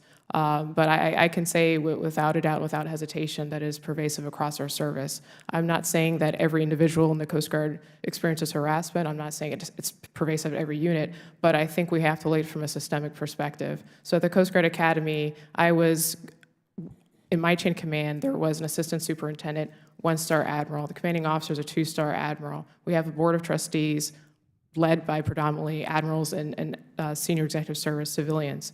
Above that, we have Deputy Commandant of Mission Support, which is a 3-star admiral, and so on. So if you really look at what are the behaviors and how do people actually respond to my allegations, it far exceeds the Academy, just in my singular case alone. Then you really kind of look at that across the board, and you say, well, if it's happening to a lieutenant commander who has her PhD, who worked for the deputy secretary and so forth, who's passionate and dedicated, how are we to say that that's not happening to other people who don't have the financial resources, who don't understand the convoluted EEO processes and the bullying processes, who don't have the psychological support, the family support, and so on? So since the OIG report has been released, dozens of people have contacted me, articulating that it's not isolated to the Coast Guard Academy, and just from my own personal experience serving in the Coast Guard for 16 years and what I've seen. So I want to definitely be clear that I'm not here to solely speak about the negative experiences I've had, but I've also been privy to a lot of the initiatives that I'm confident Vice Admiral McAllister is going to be testifying about, because I've been on the forefront of a lot of those initiatives. In my opening statement, I talked about it was routine for admirals to contact me to seek out my opinions and advice on our culture, and that's literally a couple of days ago, I got an admiral from an email from a two-star admiral asking about what can we do to improve our culture and foster a little bit more transparency. So just from that lens alone, I've been privy to initiatives at Coast Guard headquarters. I've mentored officer candidates through OCS, through our CSPRI program, attending HBCUs, and so on. So I'm passionate about our service, I'm passionate about our workforce, and through those avenues, I can say without a doubt that we have some cultural issues, and we have to get to the bottom of why we have so many senior executives that are disregarding factual information, and they also know it's actually causing harm to our people. Thank you. That's an excellent summary, and it gives us a good idea of what's going on. I know I'm going to be out of time, and unfortunately, I'm not going to be here for the second panel, so I hope one or more of my colleagues delve into this with the next panel. I will note the other question I wanted to ask, and hope one of my colleagues does ask it, is, Mr. Eaton, I think you noted during your testimony that that four or five, at least one of the recommendations had not been implemented yet, and perhaps someone can ask that question and tell us why it hasn't been implemented. And but that I yield back. Thank you. Thank you. The chair recognizes the chairman of the Homeland Security Committee, Representative Thompson. Thank you, Madam Chairman. I think everyone on this panel agree that harassment, bullying, and retaliation is illegal. It's against the law, very clear. As I look at the composition of this panel, I would venture to say the majority of us wouldn't be here if it were not for civil rights and other kind of laws on the books. That's a fact of who we are. Women wouldn't be able to vote had it not been for an opportunity to have a nation of laws to institute a lot of these things. So, Lieutenant Commander, a reference was made earlier to a partnership between the Coast Guard Academy and the University of Southern California. And part of that report talked about Black and African American cadets disproportionately have a high share of disciplinary actions. Are you familiar with any of that? Yes, I am, Congressman. I actually was on the original group that came up with the indicators to do the pre-work for that report. Okay, so you're familiar with it. So what about the findings of that report in general about the status of minority cadets at the Academy? And were they treated differently or anything like that? Yes, the data that was in the vital signs report is consistent with the observations that faculty and staff have been making for quite a long time. So, to your knowledge, based on what that report said, are you aware of any substantive undertakings the Academy did to institute some corrective action? So at the Coast Guard Academy, they do have an equity task force that was chartered, I believe, by Admiral Rendon shortly after the report was released. And I want to kind of differentiate between a couple of different concepts. So the report was looking at equity data specifically for cadets, and it was a vital signs report. It wasn't a full equity scorecard, meaning that if you're looking at the ecosystem of the Coast Guard Academy, it excluded faculty, excluded staff. If you are enlisted in an admin shop, for example, your data was not included. My data as an officer was not included. So with that said, I challenged the group to really think about what are the root causes of what's creating these equity gaps? Because if we don't understand, for example, how climate or retaliation, harassment, those types of behaviors are contributing to equity gaps, then you're not going to know how to actually solve it. So, what I'm getting to is that there was some documented evidence that something was wrong at the academy. Yes. To your knowledge, after that documented knowledge was made available, what issues are you aware of that other whistleblowers had to endure? I'm sorry, are you? Well, I guess the question is, are you aware of other whistleblowers at the academy? I understand. So the vital signs report collected data from 2015 to 2018. During that same exact time period is when we have had an extraordinarily high amount of climate issues at the Coast Guard Academy on both faculty, cadet, and staff areas. Just one example, there was a company officer that used a racial slur, and there were other incidents that occurred. So it's not unreasonable to connect the climate incidents of harassment with also the equity gaps that were occurring at the same time. Mr. Eaton, are you aware of any other whistleblower complaints filed against the academy? I don't want to talk about what investigations we may have currently under investigation, but Yes, I'm saying yes or no. I'm not aware of any. You're not aware of any? Okay. So, with your report, you've indicated that 3 of the 4 items the Coast Guard has corrected. Am I correct? Your recommendations? That you've implemented them, yes, sir. All right. Tell the committee exactly what those 3 were. The first was to correct Lieutenant Commander Young McClear's negative OER. They corrected those numerical scores. The second recommendation was that commanders should be required to document their decision-making when making findings and outcomes memos. That has been implemented both through a service-wide announcement and updates to training slides. And thirdly, we recommended that Coast Guard require supplemental training into discrimination, harassment, and bullying policies, how to handle those types of allegations, and the importance of discretion in handling those allegations. And that has also been implemented through a service-wide announcement and updates to their training materials. So, your testimony is that all that's been done? They have met our recommendations, our specific recommendations, yes, sir. Well, Lieutenant Commander Young McClear, are you familiar with those recommendations?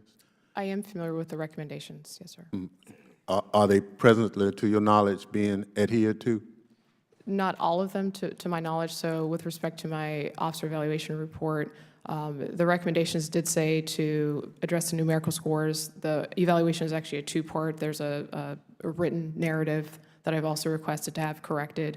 And with respect to the training, the only online training I'm familiar with was for anti-harassment, and by definition, that's protected class. Bullying is not protected class, and since my case specifically dealt with a lot of bullying, and one of the members had mentioned that my case could potentially be used as a case study. So having gone through years of this type of abuse, the training that the Coast Guard implemented online is woefully inadequate.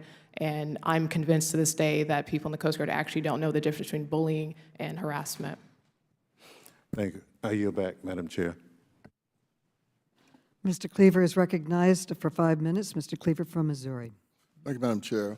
I've been here 14 years, 15 in January, and I've never gotten into an argument in a committee hearing. I don't scream at people, and I don't like, getting into this back and forth.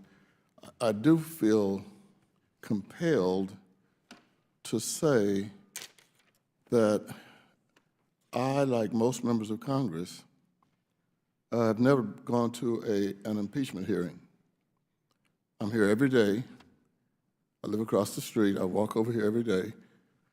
I've never even seen a complete hearing on television because, like most members of Congress, we're working, trying to do our jobs. And so I don't want those of you here and to assume that we are consumed by impeachment. I don't even know where they're holding hearings. I'm assuming over in Longwood somewhere. Whatever. I'm not there. And so I don't want anybody thinking, you know, that we don't have time to do anything else. We do. We're doing something now. And we also passed the Equality Act, Paycheck Fairness Act, Save the Internet Act, Enhancing Background Checks, my bill, which was limit what debt collectors can do to debtors, and my second statement is I can have some sympathy for and express some compassion on allegations just simply because of what I've been through with my staff experientially. I have a member of my family who was raped in the Army. 3 years ago, I couldn't even say that publicly. And I saw what happened to her. It took 10 years, most of those with expensive therapy, before she got justice. And she watched while her life was in mass confusion, the person who had done this to her be elevated to captain. And so after sitting here for a moment, I thought, well, I need to leave because I get too emotional about this. And so forgive me if I'm coming across like that, but I don't think that I will ever, and I hope my colleagues will know, and I believe that they will as well, never just automatically assume that a complainant is somehow mistakenly looking at situations and, you know, they just need to try to get it cleared up in their heads and so forth. Nobody said that in here. But I have been dealing with this in my family. And so I know what is sometimes said. My final statement, actually, I guess it's more of a question. I know, Lieutenant, that there are things that you would like to make sure we hear. Is there anything that you would like for us to hear that you've not been asked? Yes, and thank you for that. And I'm definitely sorry to hear about what happened with your family member.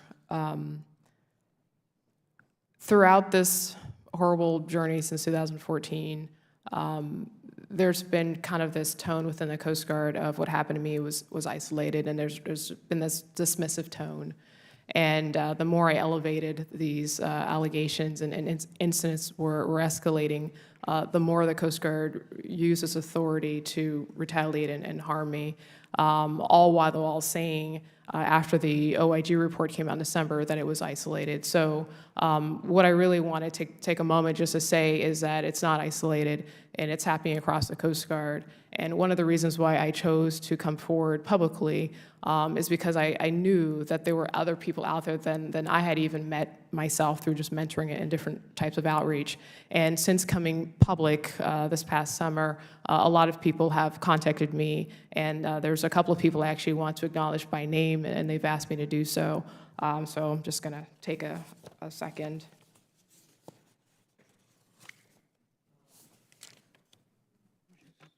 I did want to publicly acknowledge Rhonda and Paul Mozingo. They are parents of William Mozingo. He was a fireman apprentice in a Coast Guard and recently discharged. And they actually set up a support group for families on Facebook to make sure that folks on the illicit side they have an outlet to deal with hazing and bullying. So I want to acknowledge them for their efforts and everything that their family has gone through. And I also want to acknowledge Katie Hazelwonder, who spent time, 7 hours, I believe, driving here directly to be here in this room today.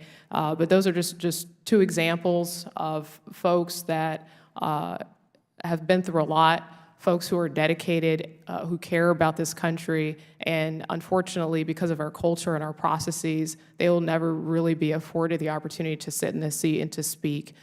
So I just want to acknowledge that there are many survivors out there, and my case is an example in so many ways on what we need to learn from it to make sure it doesn't happen to anybody else. Thank you, Mr. Chairman. Finished. Ms. Kelly of Illinois is recognized. Thank you, Madam Chair, and thank you to the chairs and the ranking members for holding this subcommittee. And thank you to the witness for your courage and your advocacy. On February 3rd, 2018, the Deputy Commandant for Mission Support at Coast Guard Headquarters received an allegation that the head of the management department had bullied another employee in the department. The civilian Coast Guard employee that investigated this other complaint submitted a memorandum to the Deputy Commandant on March 26, 2018. The investigator stated that the management department had, quote, exercised poor judgment and unprofessionalism in his interaction with the other department employee. On April 10th, the Deputy Commandant began discussing the investigation with then Superintendent of the Academy. They discussed a final action memo and an administrative letter of censure. The updated unsigned letter of censure was addressed to the department head and attached to an April 11th email from the Deputy Commandant to the Academy Superintendent. The letter of censure read in part that the management department head is, quote, hereby censured for his failure to exercise the judgment and leadership expected of a senior officer. It added, and I quote, the information uncovered during the administrative investigation is particularly troubling in light of the recent history of allegations regarding poor climate in the management department. Mr. Eaton, did the Inspector General's office contact Coast Guard attorneys to request an interview with the Academy Superintendent on April 19th? Without identifying the particular identity or position, we did contact the Academy on April 19th, 2018, requesting interviews from several officials. And according to your report, and I quote, the Academy staff judge advocate was informed of those interviews no later than April 20th, 2018. Is that correct? That is correct. The same day, April 20th, the Deputy Commandant sent a final action memo to the former Academy Superintendent regarding the department head. It stated that the department head's actions, and I quote, constituted bullying. I note that the Deputy Commandant who found bullying in this case is the same official who found that Lieutenant Commander Young McClear had not been bullied, even though an investigator who examined the Lieutenant Commander's case found evidence that bullying had occurred. The day after the Academy's legal office was informed that the Inspector General's office was investigating possible whistleblower retaliation on April 21st, the Lieutenant Commander's transfer from the Management Department was made permanent. Mr. Eaton, on April 23rd, did the Inspector General directly contact the Dean and other officials at the Academy to request an interview? We did contact at least 2 officials on that date. According to the documents reviewed by the committee, the next day, on April 24th, the Dean requested and former Superintendent approved the removal of the Management Department. So for nearly 3 years, no adverse action was taken against the person who Lieutenant Commander Young McClear accused of harassment and bullying, even though an investigator found bullying had occurred. Then one day after Academy leadership was notified of an Inspector General's investigation, The department head was relieved of his duties. The committees also found no evidence that the letter of censure was ever executed or provided to the department head. I'm glad the Coast Guard finally took action, but I hope it does not always take an investigation by the Inspector General for the Coast Guard to take action on substantiated harassment and bullying. And I yield back my time.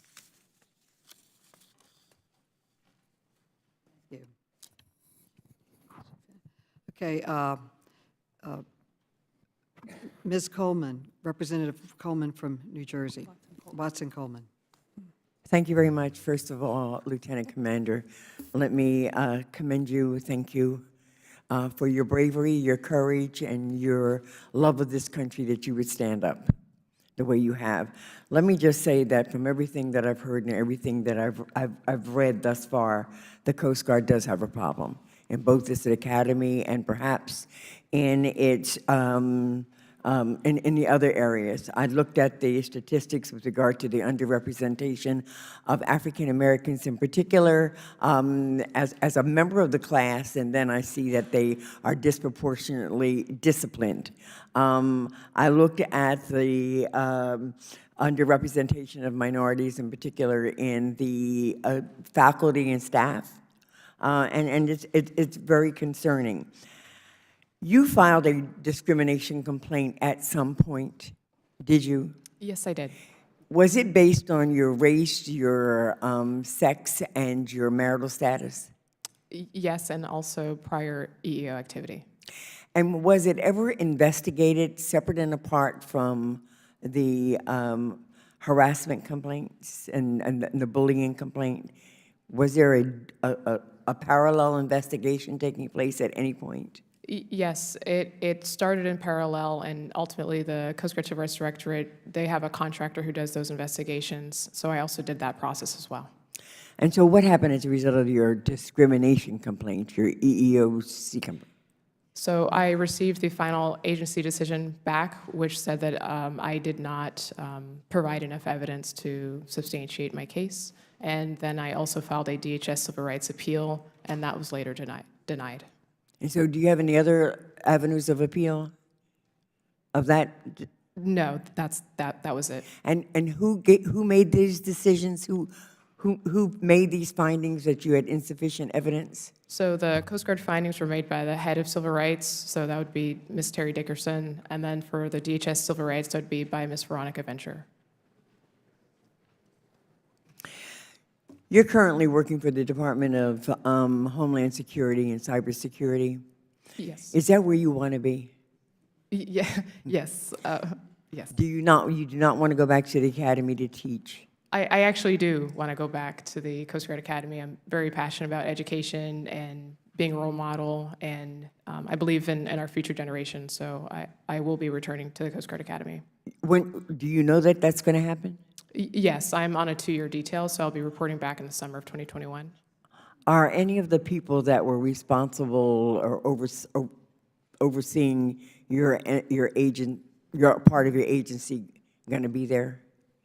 That were there? When I return back, Yes. Yes, some of them will still be there. To your knowledge, have any of them had the opportunity to be trained or admonished or held accountable? To my knowledge, nobody has been held accountable for the years of abuse that I sustained. To your knowledge, has there been any sufficient training on how you would acknowledge and respond to cases that are filed based on race, creed, color, national origin, ancestry, sex, all that stuff that's under the civil rights laws? To my knowledge, no, and I would also add that there's been misinformation in Coast Guard civil rights training delivered on the campus itself. Mm-hmm. With that in mind, Mr. Eaton, did you all make recommendations about training in that area?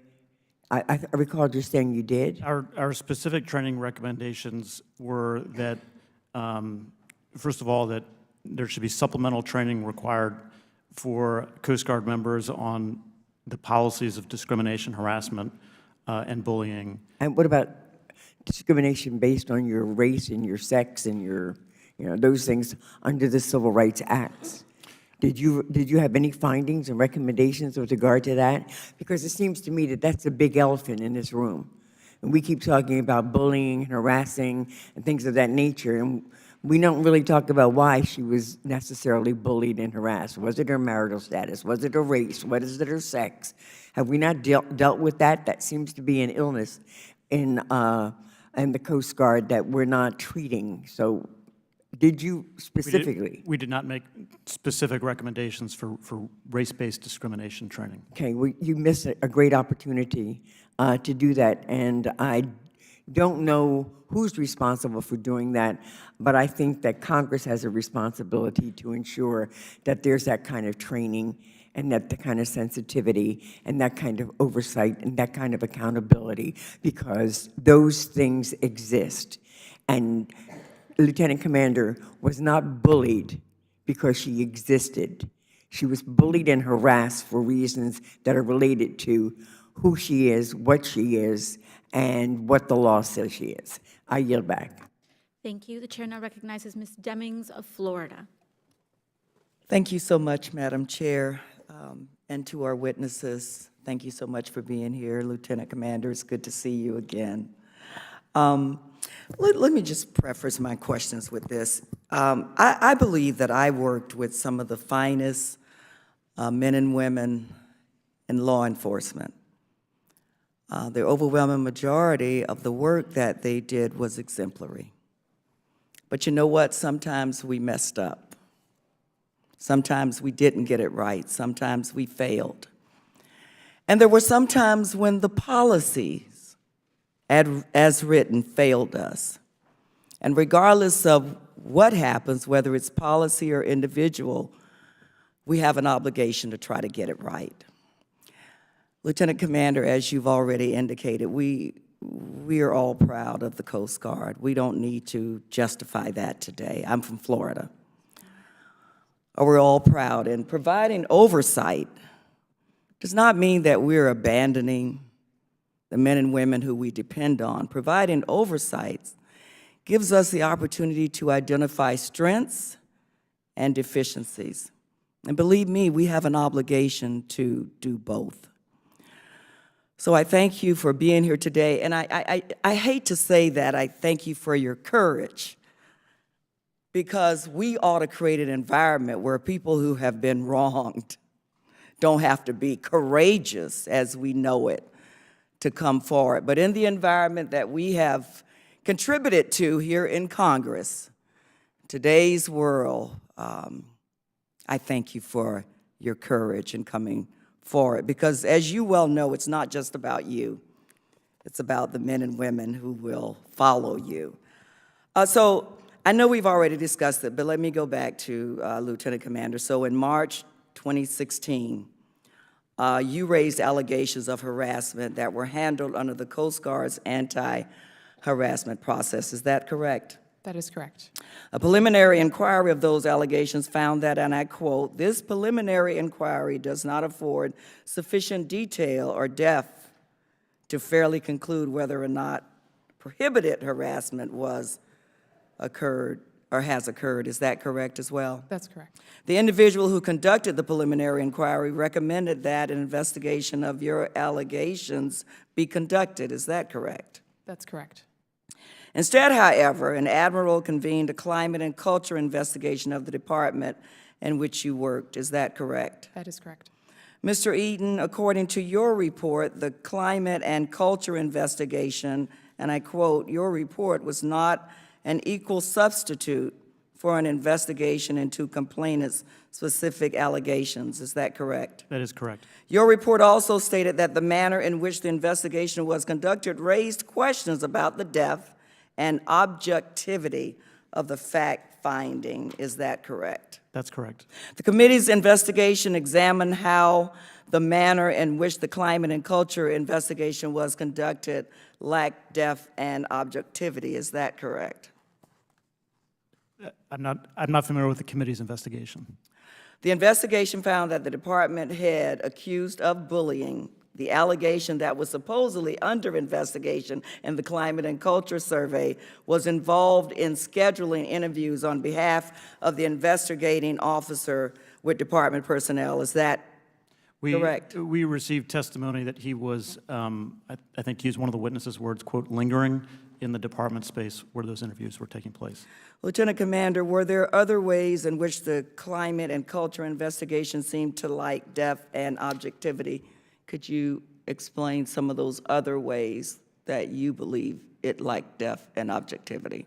Yes, and just to clarify, when I was initially briefed by the dean on the outcome of the April 2016 investigation, I was told verbally that it was not substantiated. I did not find out through other means down the road what the memorandum actually said. So I actually asked the dean what was the purpose of doing the culture and climate investigation if my allegations were to be unfounded, and he didn't really provide me an answer. Other ways in which the culture and climate administrative investigation was inadequate, and I've stated this before, but it was a humiliating process. The department is approximately 13 people, and it's not difficult to figure out who's who, even if you don't use people's names. So it was incredibly humiliating and intimidating for a one-star admiral to come in after the April 2016 investigation was flimsy and inadequate. My witnesses were not interviewed, and the admiral revealed confidential information from my resolution agreement, and he basically suggested that it was going to be a superficial investigation. He looked forward to us getting back to work. So I already knew that the investigation was going to be substandard, and it was also humiliating on top of that. And that also further drove into mental health challenges that I had. And at that point, I was already enduring 2 years of abuse. So not only was it inadequate, but it was humiliating, it was demeaning, and it was completely unnecessary. And had the Coast Guard actually invested the resources to do an effective and proper and thorough investigation the first time, I never would have been subjected to all the years of abuse after that. Thank you so much. I'm out of time, and I yield back. The chair now recognizes Ms. Norton of the District of Columbia. Thank you very much.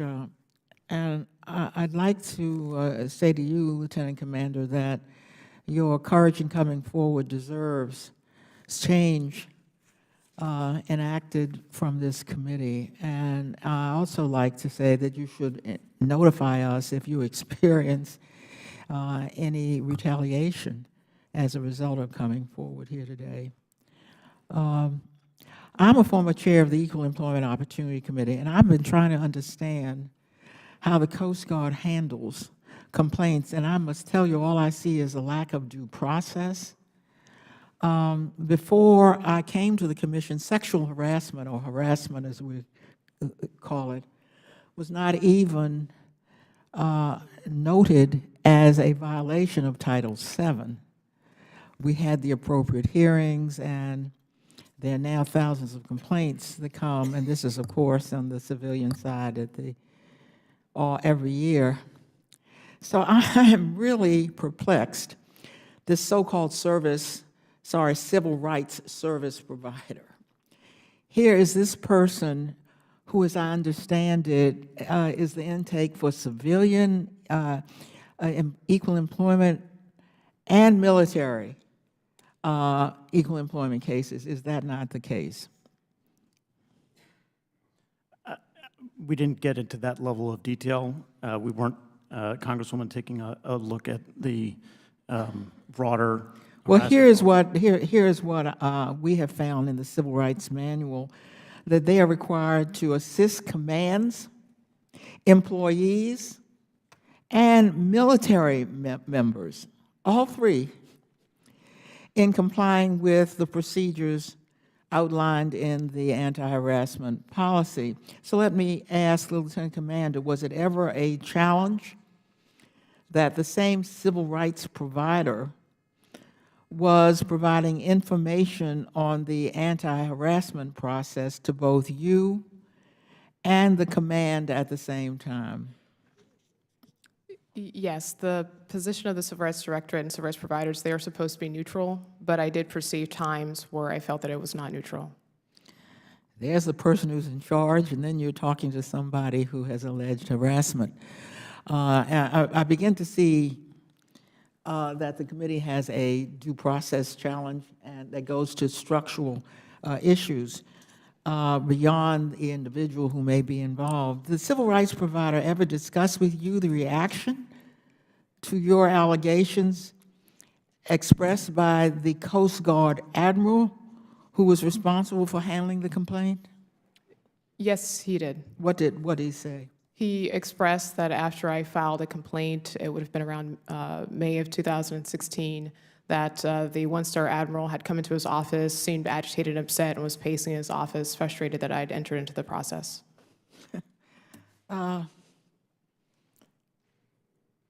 Did you go to the same civil rights provider to discuss filing a military equal opportunity complaint?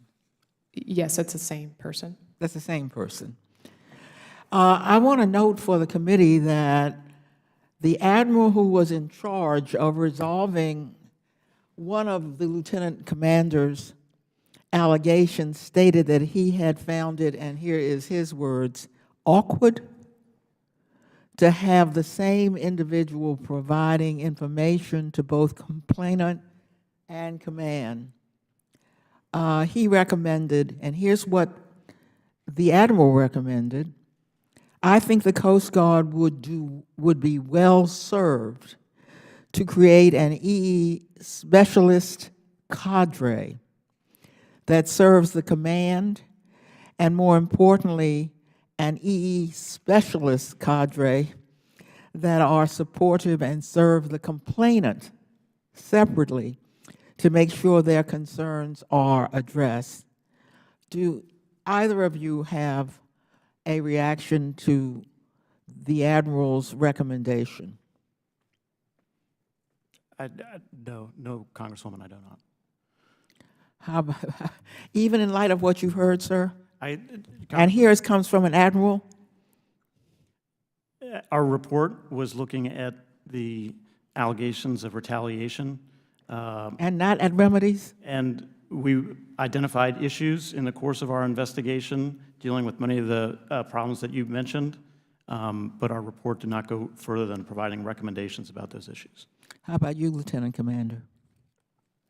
I think that our processes are so convoluted, and there aren't any firewalls between I filed multiple complaints, and that problem was persistent the entire time through 2016 and through 2017 as well. And I think it's that particular admiral who made that recommendation was also intimidating and violating my privacy. So, well, maybe he saw that something should be done.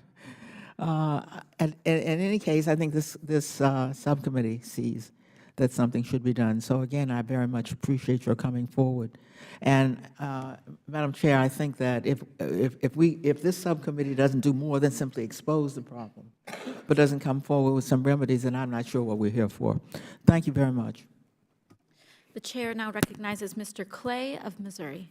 Thank you, Madam Chair. And Mr. Eaton, the Office of the IG has identified several instances in which parties named in Lieutenant Commander Young McLear's January 2017 complaint discussed her complaint with officials at Coast Guard headquarters who were responsible for investigating and resolving the complaint.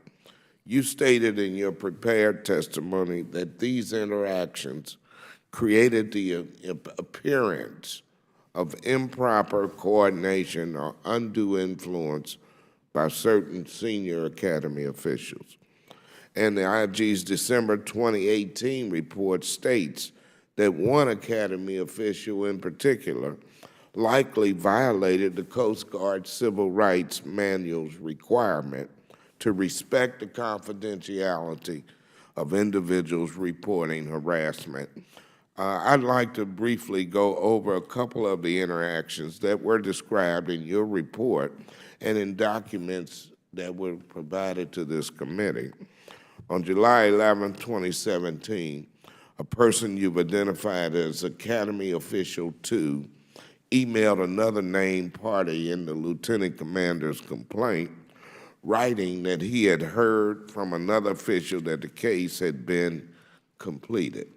He wrote, and I quote, "Do you have any visibility? Just wondering if this is possibly, in parentheses, finally settled. Is this an accurate description of the email your office reviewed? That's correct, sir.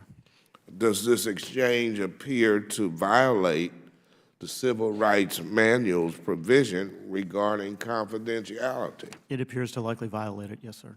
And was any disciplinary action taken for that violation? No, sir.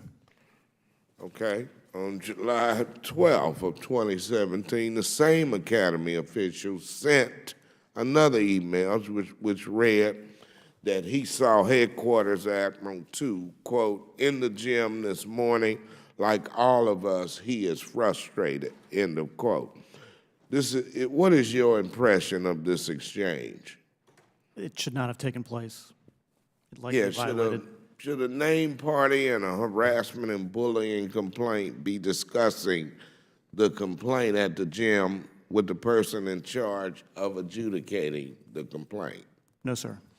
You know, all of this sounds real messy and very inappropriate. Have you brought it to the attention of the hierarchy of the Coast Guard that this is not the norm, and that and that action should be taken to discipline these people? We have provided the report to the Coast Guard. One of our recommendations included supplemental training on the importance of discretion. We leave disciplinary decisions up to the Coast Guard. Okay, so the Civil Rights Manual instructs commanding officers to, quote, respect the confidentiality of individuals reporting harassment or providing information relating to harassment to the extent permitted by law and consistent with the good order and discipline.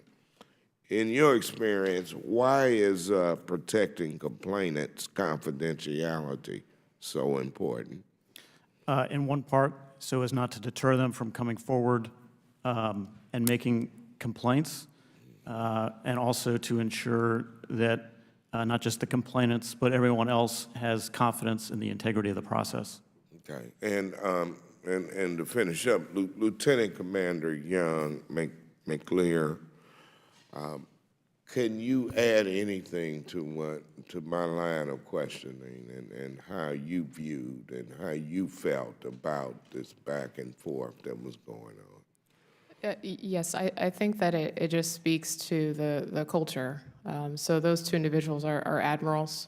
And I wanted to just comment on if certain individuals were held accountable. I actually want to add that some individuals were actually rewarded. So one of the individuals in the report went on to be selected for a prestigious district assignment. So I want to be clear on that aspect. So that ties right back into the culture. Not only are we not holding people accountable, we're actually rewarding people. And I think that's how we have cultures where you have two admirals making those types of inappropriate comments. And throughout the report, it is clear that there is a very derogatory tone and attitude, and they simply did not want me to continue to exercise my voice to say that this is unacceptable. So I think that reflects really the urgency of what I'm trying to bring forward, is because it's not an isolated situation. And if people are acting that unprofessional and causing that much harm with no regard to the value of their shipmates, it's not going to stop. Thank you both for your responses. I yield back, Madam Chair. The chair now recognizes Mr. Courtney of Connecticut.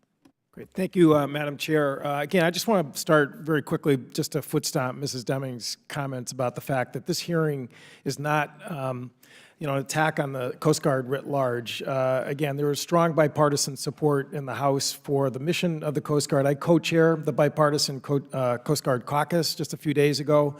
70 of us joined together to write a letter to the conferees on the Coast Guard Reauthorization Act, with Mr. Thompson, I'm sure, is one of those, to make sure that there's going to be total parity between the Coast Guard and the other military branches in the cases of a government shutdown, which was an outrage that took place last January. However, if there's a problem, we just need to face up to it and fix it, and that really is what the Lieutenant Commander led the way in terms of starting this process, and the OIG report certainly validated.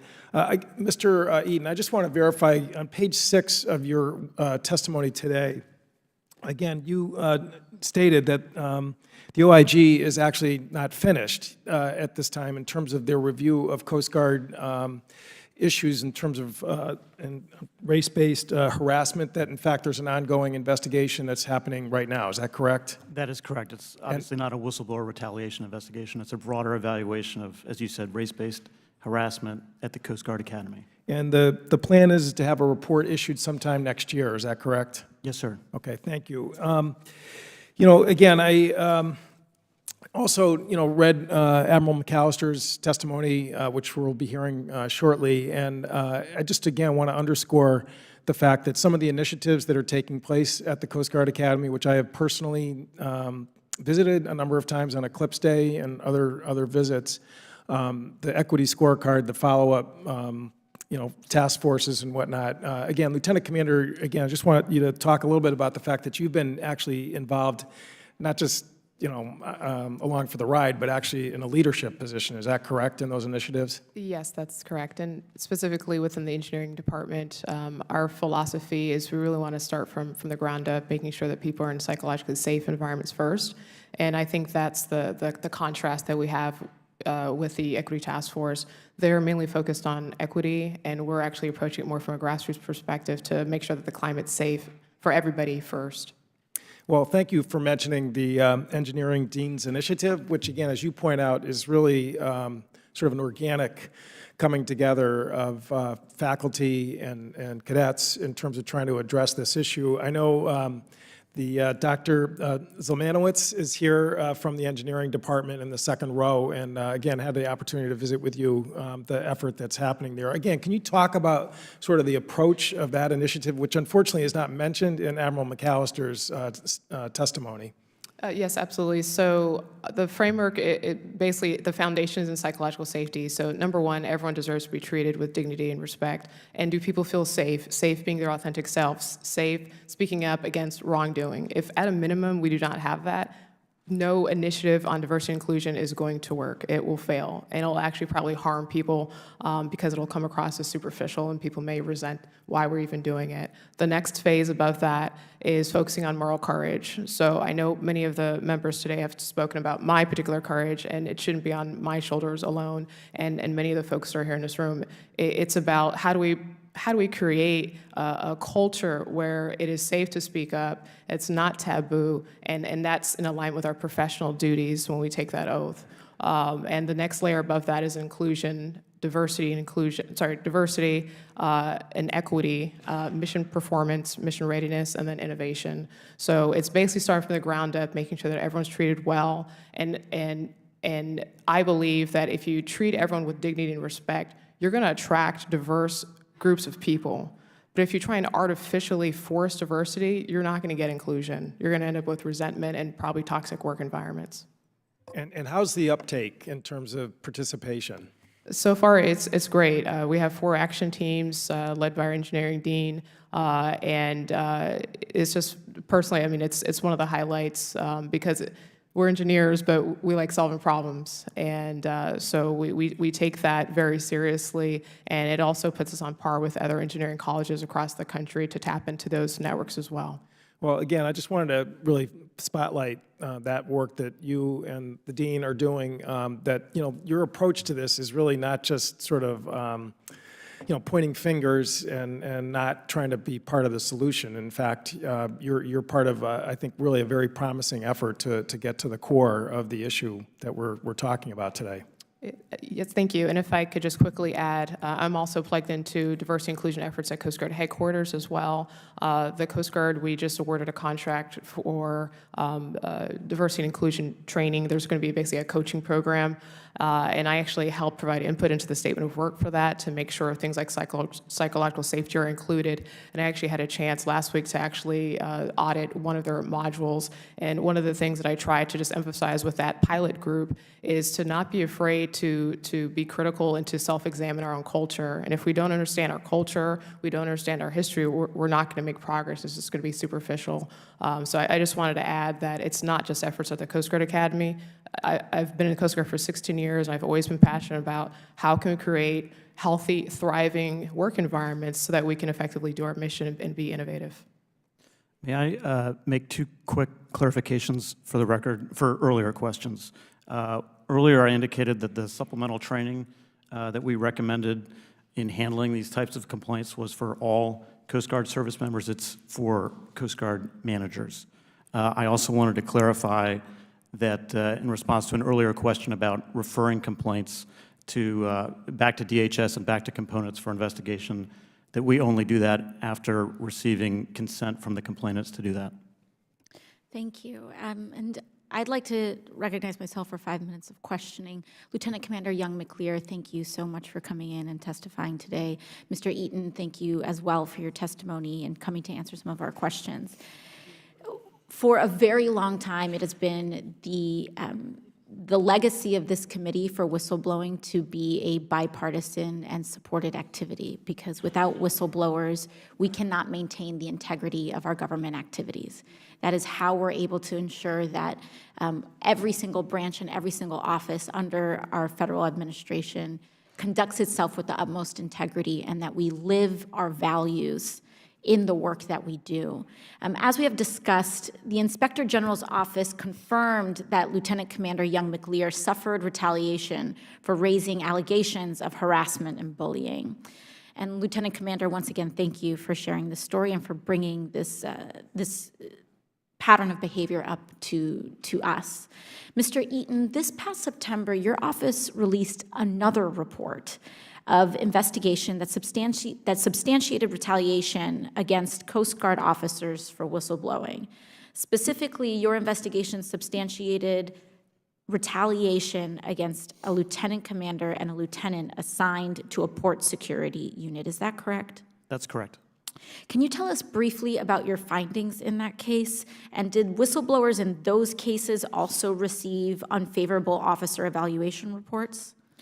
Yes, we did find that retaliation occurred in those cases. Like this one, those officers received negative evaluations on their OERs. There were also other instances of retaliation, such as the withholding or denial of certain awards or the removal from a temporary duty assignment. So this is not just in a matter limited to Lieutenant Commander Young McLear's experience. This seems to be something of a pattern in that there are other examples of retaliation going on in the Coast Guard. That is clear. I guess I should make one distinction, that those complaints of retaliation for protected communications were not about allegations of discrimination, but about reporting misconduct by their senior officers. I see. And you mentioned earlier that the Inspector General also began the review of race-based cases at the Academy. What caused and what triggered the IG to begin to review that? That review was begun independently of this particular case, although our evaluators are certainly informed by our report and our findings. So given that it's happening independent of this case, what has caused the IG to look into it? I believe we've received requests from Congress, and we've noticed reporting in the media. So there's a pattern of reporting about race-based cases, and there's a separate pattern of reporting of retaliation against whistleblowing. Is that correct? I don't know if I would go so far as to characterize it a pattern, but there's been reporting. Okay. And could whistleblower retaliation cause service members to be reluctant to speak out about deficiencies in the Coast Guard? Yes. So over a 12-month period, the Inspector General's office has found that Coast Guard officers retaliated against 3 service members. And in all 3 cases, at least one of the methods of retaliation was by lowering the officer evaluation report.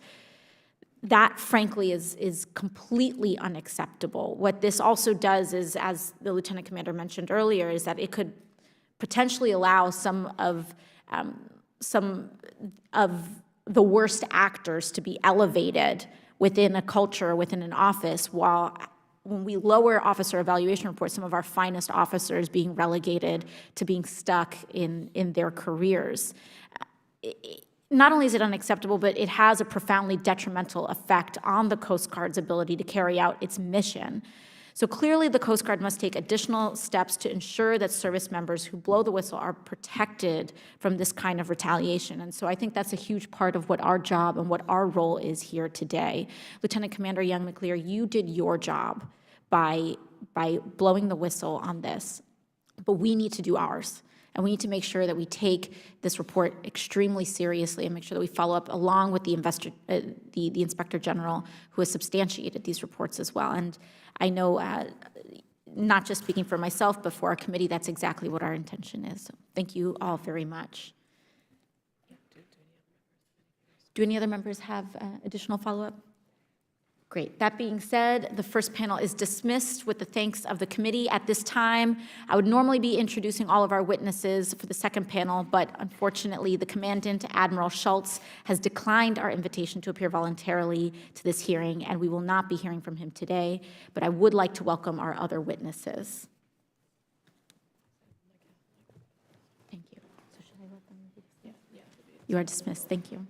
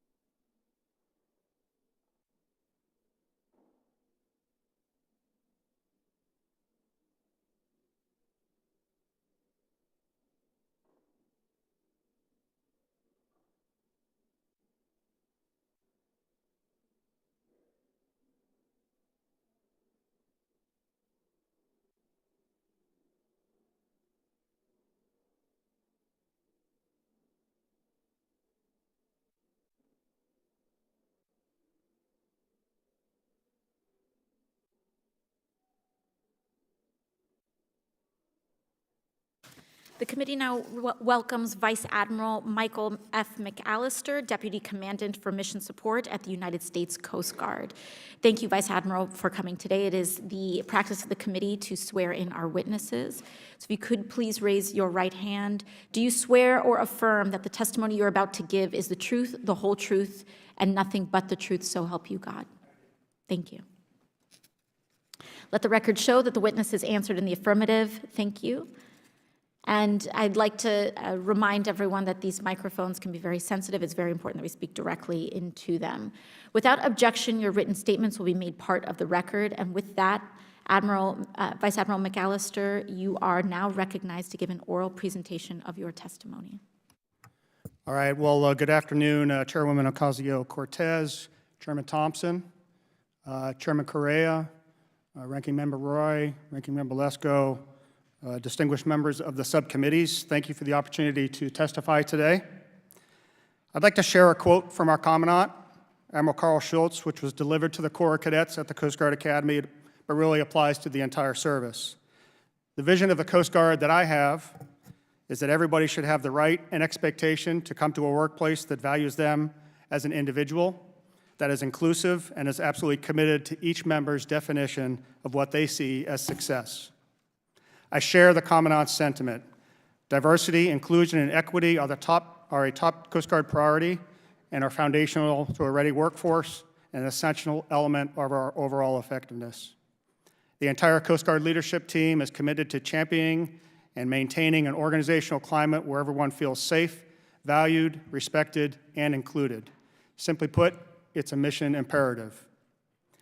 Since assuming his role in 2018, Admiral Schultz has directed clear and proactive steps to actively improve diversity and inclusion within the service. Efforts include creating a diversity and inclusion action plan, conducting the first holistic study on the recruitment and retention of underrepresented minorities in 25 years, creating a personnel readiness task force, developing and funding workforce sustainability initiatives, and revitalizing the college student pre-commissioning initiative to better attract women and underrepresented minorities into the Coast Guard. The Commandant has also focused its efforts on improving diversity and inclusion at our assessment points, the Coast Guard Academy and Training Center Cape May. Today, the Coast Guard Academy has the most diverse corps and faculty in its 150-year history, and ensuring equitable outcomes for all cadets is one of our highest priorities. To this end, in 2017, the Academy became the first federal service academy to undertake a comprehensive examination of the educational and performance outcomes amongst cadets of different racial, ethnic, and gender groups via the equity scorecard process developed by the University of Southern California's Center for Urban Education. We worked with CUE for almost a year to tailor the project to the unique needs of a service academy and further improve the culture of respect, inclusivity, and equity-mindedness.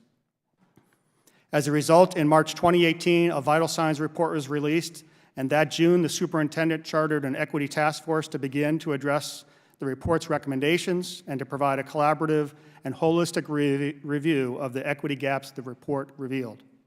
The Vital Signs report is one of many assessment tools used to examine educational outcomes and formulate improvement strategies, and these broad efforts will allow us to improve policies, practices, and customs to maintain world-class programs and meet our mission of graduating leaders of character. Building upon these efforts, the Commandant issued a strategic vision for the Coast Guard Academy in the June of 2018. This vision establishes clear direction to foster an inclusive environment that enables students and faculty to reach their greatest potential and to facilitate a climate of respect. To these ends, additional oversights were created, including the Deputy Commandant for Mission Support, Deputy for Personnel Readiness, a 2-star admiral responsible for the Human Resource Directorate, Force Readiness Command, and the Coast Guard Academy. Admiral Schultz and the entire Coast Guard senior leadership team is taking every step to foster and develop a climate that's free from harassment, bullying, and retaliation. And when incidents do occur, we act swiftly and professionally. We take all complaints of harassment, bullying, and retaliation seriously and have actively addressed every issue that was raised in the Academy whistleblower investigation.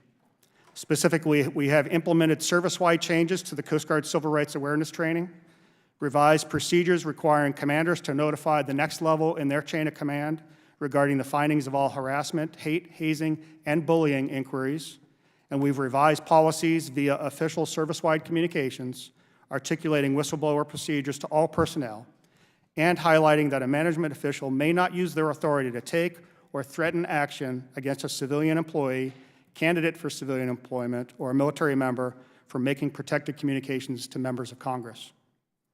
This work is vitally important, and while we have made significant strides to create lasting change, our work is far from complete. And I'll quote Chairman Correa from earlier, "We recognize our shortcomings." Going forward, we have already begun working on ways to improve our anti-harassment and hate incident process, or what we call AHI, as well as the administrative investigations process as a whole. While the policies are still being worked internally, I can offer that we are considering providing more robust guidance for the selection of investigators and the contents of convening orders, as well as giving greater clarity to the investigators as they work to create their investigative plan. Further, we're working closely with the Department of Homeland Security to develop a civil rights and civil liberties training module that can be provided to investigators who are assigned to investigate claims of harassment. Now, as in the past, we appreciate Congress's support in helping us to identify areas where we need to improve, where our policies are unclear, or where our policies are not meeting the needs of our workforce. Moreover, your expertise and insights are invaluable as we work to build an inclusive and diverse Coast Guard Academy. Particularly, we would welcome opportunities for direct engagement through the Coast Guard Academy Board of Visitors so that we can best collaborate to foster an environment that is free from discrimination, harassment, and other unacceptable behaviors. Thank you again for the opportunity to testify today, and I look forward to your questions. Thank you very much.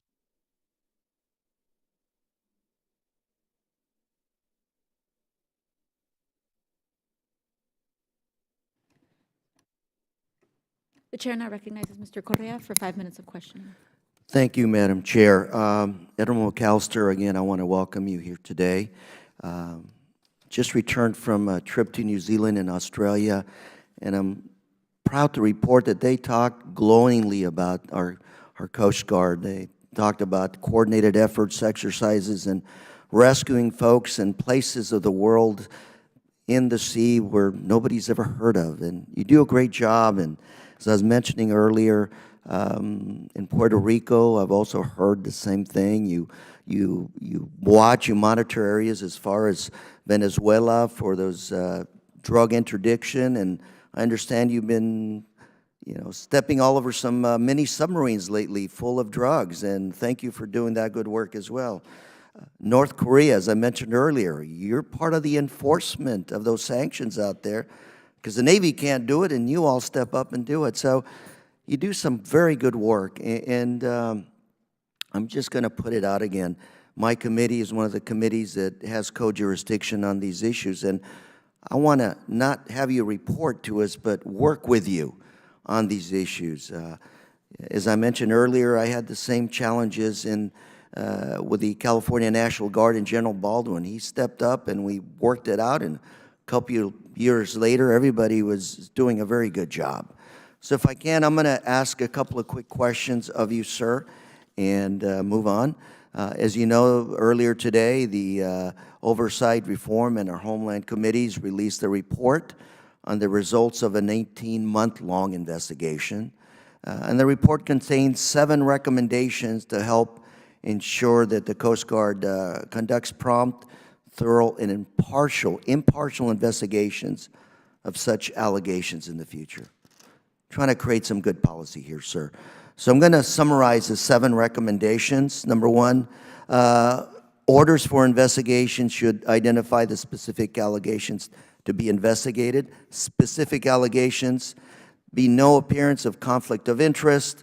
Individuals assigned to investigate should have the proper training. Guidelines should be established regarding process for adjudicating complaints. Investigative report should meet the standards set forth in the Coast Guard's Administrative Investigations Manual. Excuse me. Number 6, actions that could have a chilling effect on complaints should be prohibited. And finally, the Coast Guard's anti-harassment, anti-bullying policies and procedures should be followed. They exist, but they should be followed. So can I get a commitment from you today that the Coast Guard will implement these recommendations, and that you, I'm not going to say work to do it, but work with us to make sure we get it done, and make sure you continue to shine brightly, because all the folks in the Coast Guard have earned our respect and admiration. That's a question. Well, Chairman, thanks very much for the question. First off, thanks for your comments about Coast Guard operations around the world. We're proud of what we're able to do alongside our DoD and international partners. And we also look forward to working with the committees here to enhance our policies and procedures. I did not have the opportunity before testifying here today to look at the details of those recommendations, but as you described them, sir, all of those sound reasonable. I certainly agree in concept with the idea of enhancing our policies and procedures along the lines of clearer orders to investigating officers, ensuring that investigating officers have the appropriate training to do their work in an impartial manner, brings integrity to the process, avoiding conflicts of interest. And so absolutely agree in concept, and I look forward to working with the committees, and we're happy to do that. Admiral McAllister, I'm going to say, once you have a chance to look at those, I'm going to buy you lunch. I'm going to buy your staff some lunch, and let's sit down and work through these issues and make sure that we can comply with all these 7 recommendations and move ahead. Thank you very much, and Madam Chair, I yield the remainder of my time. Thank you. Mr. Correa yields. The chair now recognizes Ms. Lesko of Arizona. Thank you, Madam Chair, and thank you for being here, Admiral McAllister. First, I'd like to say how I am, again, I want to say how disappointed I am that we're doing this little stunt here with a blank chair with Admiral Schultz's name tag. I mean, this is like common in Judiciary Committee that the Democrats pull this stunt, but really, I'm sure your staff has told you that the Coast Guard has repeatedly offered Vice Admiral McAllister to come and testify, the person that actually knows the facts about this.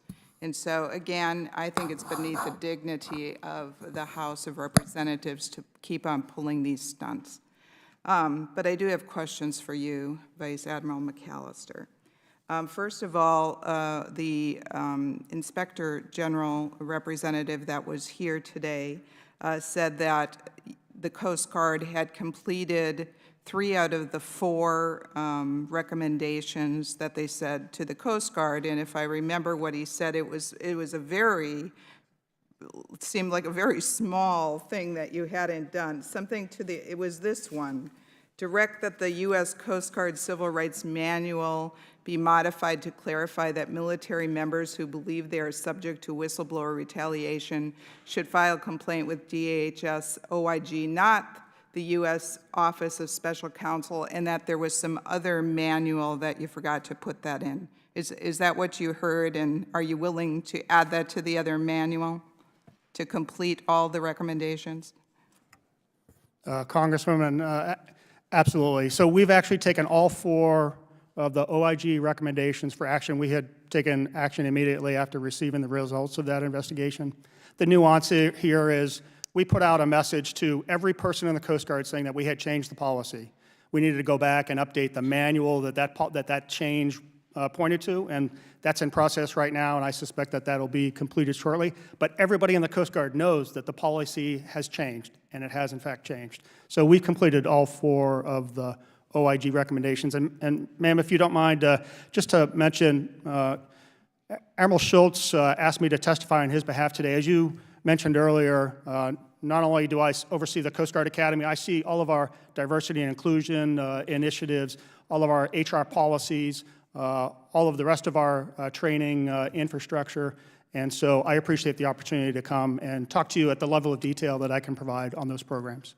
Yes, thank you, and I appreciate, and I want to remind some of my Democratic colleagues, who many of them I know and get along with well, that it was the minority that invited you here. The majority apparently didn't invite you here and just kept on inviting Admiral Schultz, even though you're the one that has all the knowledge on this, which is confusing to me.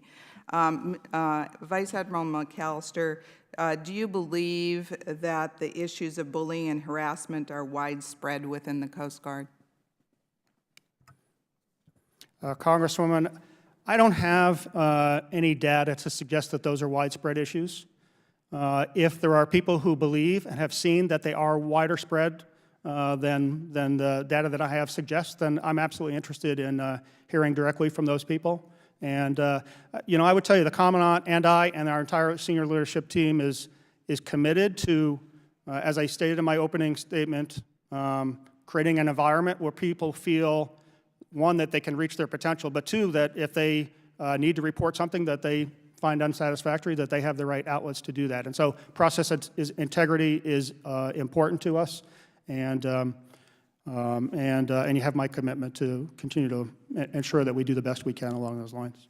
And thank you very much. And again, I want to say how disappointed I am that my Democratic colleagues chose to publish this report or give us this report today and give it to the staff on Saturday. My understanding, didn't even ask for your input on it, didn't ask, of course, for our input on it. And this seems to be a pattern. I mean, I serve on the Judiciary Committee, and we got dumped thousands of documents on the Saturday before a Monday hearing. I mean, this is, in my opinion, just a total, I know that they're in the majority. I know they can do it. I know they have the votes to do whatever they want, but it's wrong. And so I yield back my time, Madam Chairman.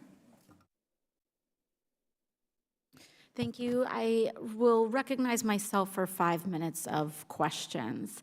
On December 4th, after the committees had written to the Commandant requesting that he testify at today's hearing, the committees received letters from Rear Admiral Melissa Burt, the Coast Guard's Director of Governmental and Public Affairs.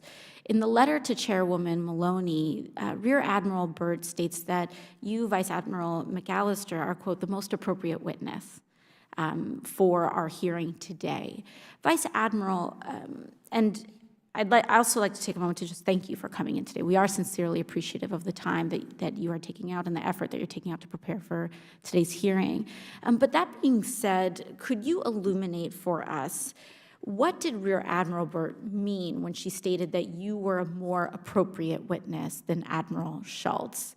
In what ways are you more qualified than the Coast Guard's commandant to speak about the Coast Guard's policies and procedures on harassment, bullying, and retaliation? Madam Chairwoman, I would just offer to you, and I consulted with the Commandant on this. As a service chief, he has a lot of responsibilities. He has assigned me the responsibilities of delivering a diversity, action, and equity plan for the entire Coast Guard and for, more specifically, for the Coast Guard Academy. So as an example, just last week, the Commandant and I together presented our draft diversity and inclusion plan for all of the senior leaders in the entire Coast Guard. We brought them all together, and that was agenda item number 1. And so he is absolutely committed to it. But he's got a lot of things that tear at his time. He's got a lot of strategic priorities for the service, and he asked me, with my portfolio and with my understanding of the detailed policy and procedural issues, which really is the work of a staff, to represent him here today. Would you be able to illuminate for us why the both of you could not come when it was just you? Well, my understanding, and I'm not sure, I haven't laid eyes on the rule myself, but it's common practice within our department that I know of that we provide a single witness to a hearing. I understand. So I have a copy here of the Coast Guard's anti-discrimination and anti-harassment policy statement. It's up here. Can you tell me who signed that statement? That is signed by Admiral Schultz, our current Commandant.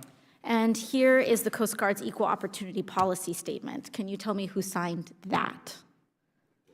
That's also signed by our Commandant.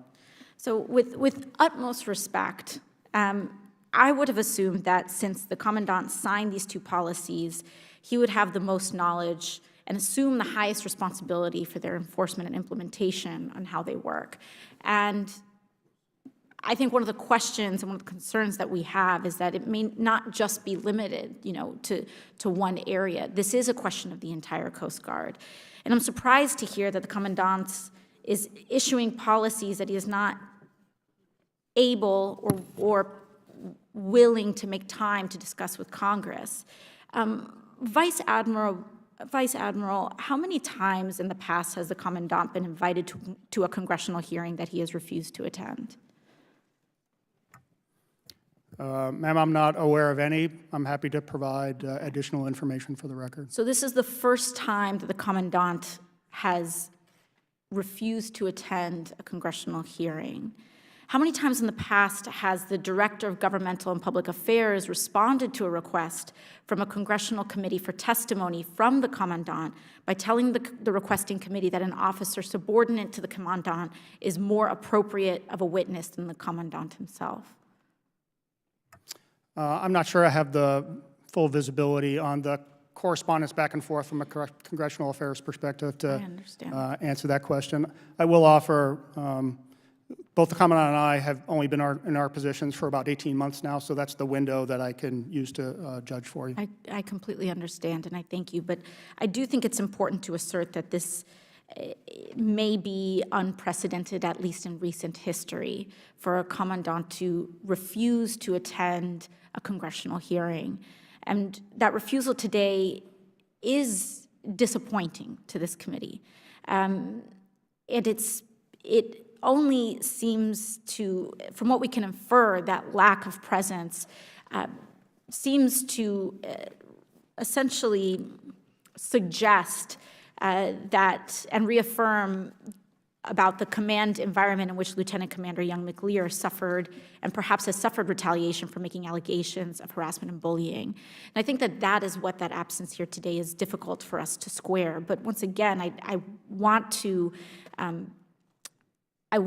state my gratitude for you coming here today, and it is in no means a disrespect to you or your service, and I thank you for you taking that time to testify today. Thank you very much. The chair now recognizes Mr. Roy of Texas. I thank the chairwoman. Vice Admiral McAllister, do you have a complete knowledge of what's going on at the academy? Are you in charge of what's happening at the academy? I am, sir. I'm in the chain of command. I supervise the superintendent of the Coast Guard Academy, who runs the academy on a day-to-day basis. So you're fully knowledgeable and fully able to answer these questions as Vice Admiral? I believe I am, yes, sir. Could you give me a little bit of your background? How long have you been in the United States Coast Guard and your education, training, and so forth? Sir, I've been in the Coast Guard for going on 34 years. I'm a graduate of the United States Coast Guard Academy. I have both operated all around the Coast Guard, and I've been in the support worlds, the engineering worlds, the HR worlds, the budget worlds, and so forth. From an educational standpoint, received master's degrees in civil engineering and master's in business administration, and graduate of a variety of executive education opportunities. Safe to say that you're proud of the United States Coast Guard? I am very proud of our organization, and as was introduced in some of the opening comments, I think we have an outsized impact for, against the size of our service. Safe to say you're proud of the United States Coast Guard Academy and being a graduate of that institution? I am. We are always looking for ways to improve, though, and I recognize that in some cases we need to do that. What are the primary missions of the Coast Guard? Well, sir, I know you're familiar with some of our missions, including interdicting drugs and transnational organized crime. We've had a banner year last year, seizing 208 metric tons of cocaine, which is more cocaine than all other U.S. law enforcement agencies combined.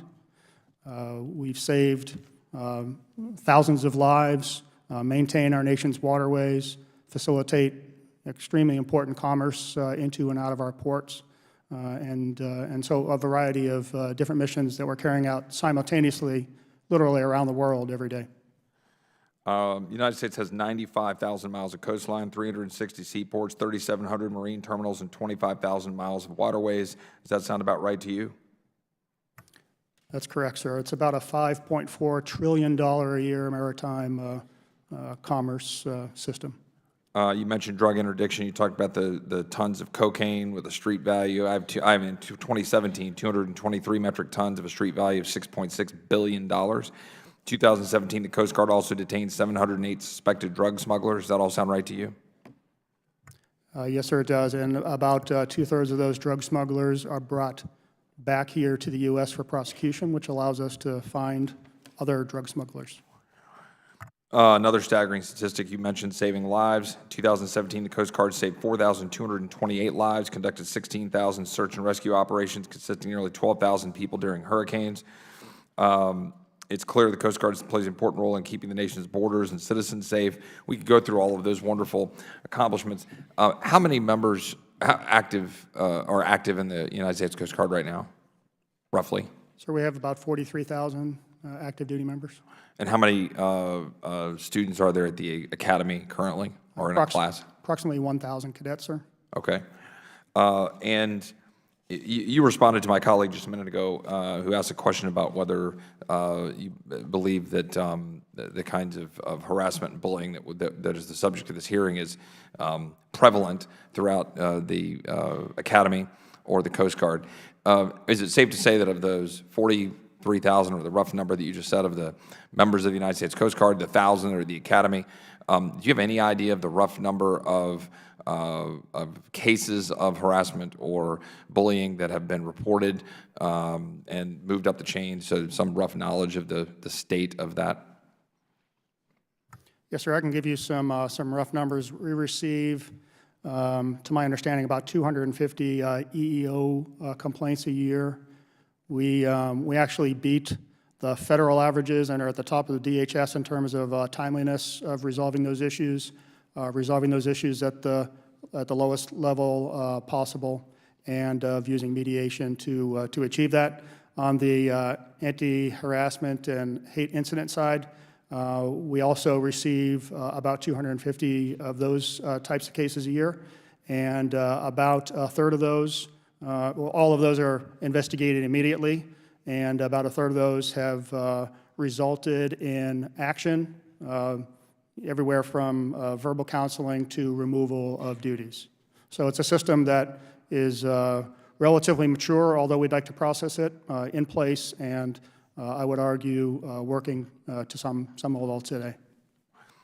I'm aware that there's other places where the Coast Guard has voluntarily or chosen itself to lead. For example, ensuring equitable outcomes for all cadets in the U.S. Coast Guard Academy has been a strategic priority since 2013. Is that correct?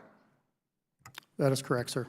And when did the Coast Guard determine that there was an issue with equitable outcomes for the Academy, and how did you identify it? And I'm running out of time, but if you could just give a little bit of background here for the committee on how you all took action to deal with some of those issues yourselves as the United States Coast Guard to address those. So we were the first service academy to go through the equity scorecard process, again, under with the help of the University of Southern California. And that was in 2017. And that just gives you a snapshot of where there may be, where there are inequities and outcomes across different dimensions: academics, military, athletics, and overall. And it's now the work of the Equity Task Force that was mentioned in the previous panel to identify the root causes of those issues and to do the things that need to be done to create more equitable outcomes as a result of that. And there's a long list of things that we're doing right now with some of the people who are sitting behind me from the Coast Guard Academy involved to enhance things like our teaching methods, our mentoring programs, senior leadership, understanding of climate-related issues, and those sorts of things. Thank you, Vice Admiral McAllister, and thank you for your service here to our country. Thank you. The chair now recognizes Mr. Thompson, the chairman of the Committee on Homeland Security. Thank you very much, Madam Chair. Vice Commander, glad to see you. I want to make sure that on the majority side, we think the buck stops with the commandant, and that's why he was invited. The fact that in your testimony, you made a number of references to the commandant, and so we would assume, and rightfully so, that he's the person. But as a person, if you tasked with the responsibility of coming, you don't have a choice. So we thank you, and your record speaks for itself. With respect to our whistleblower, did you have anything to do with any processing or reviewing of any of her complaint? Sir, I did not have any kind of firsthand involvement in that. All of the investigations, except for the OIG whistleblower investigation, were completed before I got into my current position. I did receive the results of that OIG report and helped craft the actions that the Coast Guard was going to take in response to that report. That's my only involvement thus far. Well, thank you. Some of us have asked the question, now that the appearance of Lieutenant Commander being mistreated by people in the Academy, we are concerned that, as far as we know, no disciplinary action has been taken toward any of the people who are at fault. Are you aware of any disciplinary action taken? Chairman, I will offer, we ended up taking administrative action against one of the individuals involved. Now, it was more directly related to another incident of bullying where we found that bullying had occurred. And so we removed that officer from their primary duties, reassigned that officer, and that officer ultimately voluntarily retired rather than face the additional administrative actions that would have been a result of that. And I say that because his removal was based on what we call a loss of confidence by the Coast Guard Academy leadership. And it would have included the totality of the circumstances in terms of his actions in his position, including those that the earlier panel identified in making that determination. Thank you. You know, one of the hallmarks of a policy is how much of an enforcement mechanism you put in place behind it. What is the current enforcement mechanism subject to the IG's recommendation that's available for bullying, harassment, or retaliation? Sir, so there's a couple of different processes involved there, particularly for harassment. You can go either through the EEO process or through the administrative process, the anti-harassment hate incident process. For any of those, if it's severe enough, you can go through a criminal process as well, criminal investigation. But those are the processes that have been in place for a while. I would offer to you, to your question about the recent changes that we made as a result of the OIG report. Those are recent changes, and we haven't yet seen all of the positive things that will come for that. And I would tell you, our work is incomplete there. There were some suggestions earlier made about improper communications between officials that were engaged in this process. Those communications were not prohibited under our old policy. I would offer now that we've raised our standards for our policies and procedures in terms of the discretion and the confidentiality of those communications, you will see less of that. And there's opportunity for us to be more specific in what those prohibitions look like to ensure we haven't. So you do understand that the challenge that a cadet might have in the fact that you have a policy with no teeth and a reluctance to move forward with a complaint because the perception is that nothing will be done. And I'm saying that to say I encourage you to make sure that you go back to the Commandant and express that a zero tolerance policy on this would be absolutely necessary to also have some penalty and enforcement mechanism. A couple other items, Madam Chair, if I might. You know, we went through quite an extensive effort to get information. Are you aware of all these committees had to go through to get basic information? Yes, sir, I am.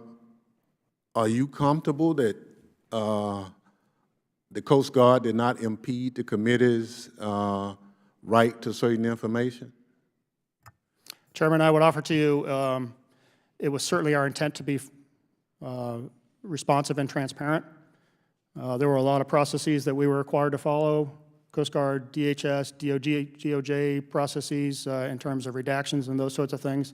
I can certainly understand the committee's frustration with that. I would offer we also have done 37 hours of briefings and interviews to supplement all of the record material, the 10,000 pages of record material. So I'm hopeful that the committee found that at the end of the day, they had everything they needed to make appropriate judgments. The gentleman's time has expired. The chair now recognizes Ms. Watson-Coleman of New Jersey. Thank you, Madam Chairman. Vice Admiral, thank you for being here, and let me associate myself with all the good things that my colleagues have said about the work that the Coast Guard does in keeping us safe, keeping our waterways safe, finding drugs that should never get to our communities, and saving lives. You do a remarkable job, and we're grateful. But I need to talk to you about the sort of administrative aspects of the Coast Guard, including the Academy. A couple of things. Number one is, what did you work in this area prior to your recent appointment? Where were you during the period of time that the lieutenant commander's complaints were being addressed or not addressed? What space were you working in? I was not directly involved, Congresswoman. I was the regional commander for the Arctic and Alaska, and I was the Deputy Director of Operations for the U.S. Northern Command. Or U.S. what? For the U.S. Northern Command. Okay, so you weren't even on the scene, so to speak. I was not, ma'am. Okay. I want to go over that case with you a little bit then, if you don't mind. After the lieutenant commander raised complaints of harassment and a hostile work environment based in part on her race, her gender, and sexual orientation, the Coast Guard attempted to address them through preliminary inquiry. The preliminary inquiry determined that a full investigation should be conducted.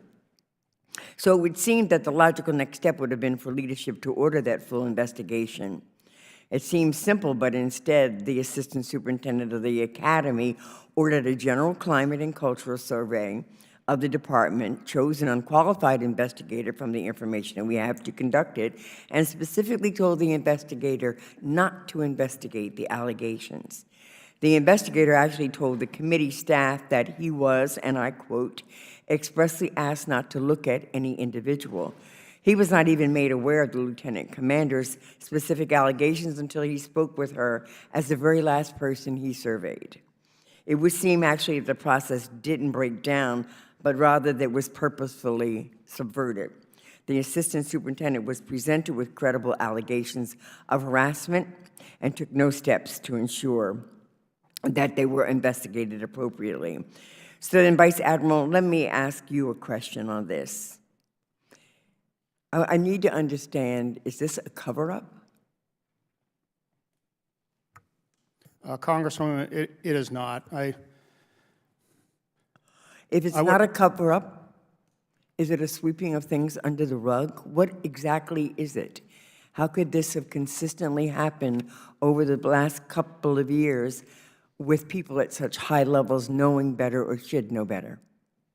So, if I may, the preliminary inquiry that's described is actually an administrative investigation. That is merely the form in which the results are delivered.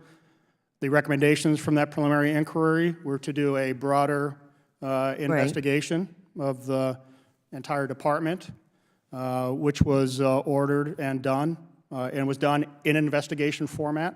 I have seen that investigation myself. So you're saying that the information that I have here, that the request for the investigation was denied, is inaccurate?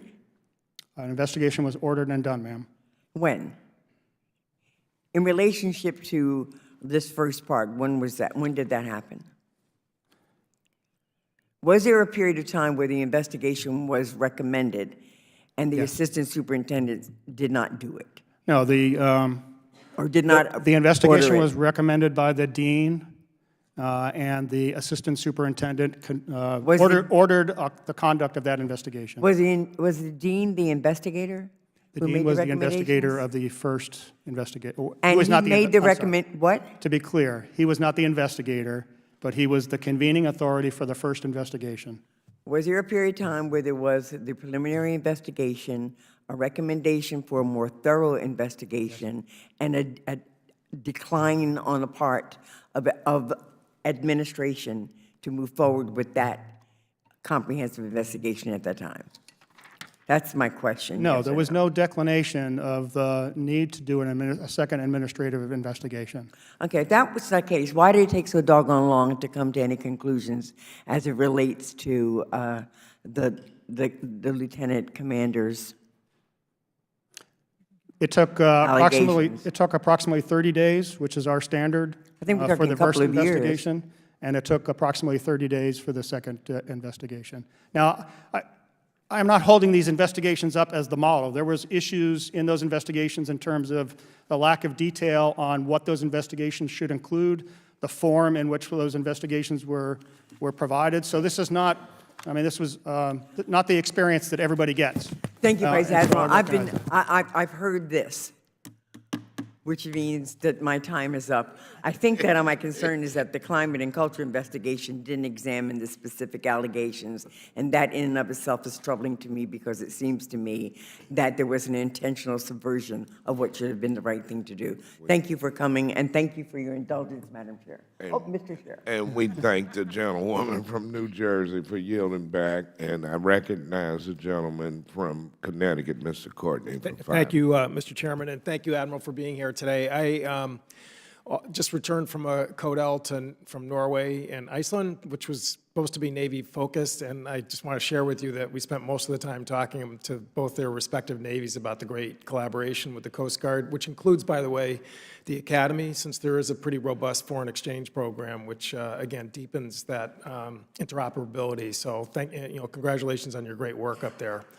I wanted to go back to your comments about the administrative action which was taken regarding the department head. Again, just I'm sure you read the Inspector General's report, that there's page 19, recent developments, which again goes through the second complaint and the fact that really within a pretty short period of time, it was about 3 months, the Academy removed that individual. Again, I just want to clarify and at least put on the record that this is the same individual for whom the IG report identified as the actor who changed the rating for Lieutenant Commander Young McClear, which was again on page 26, and talked about how, again, they took her score down below 6. They actually were talking about bringing it down to 4.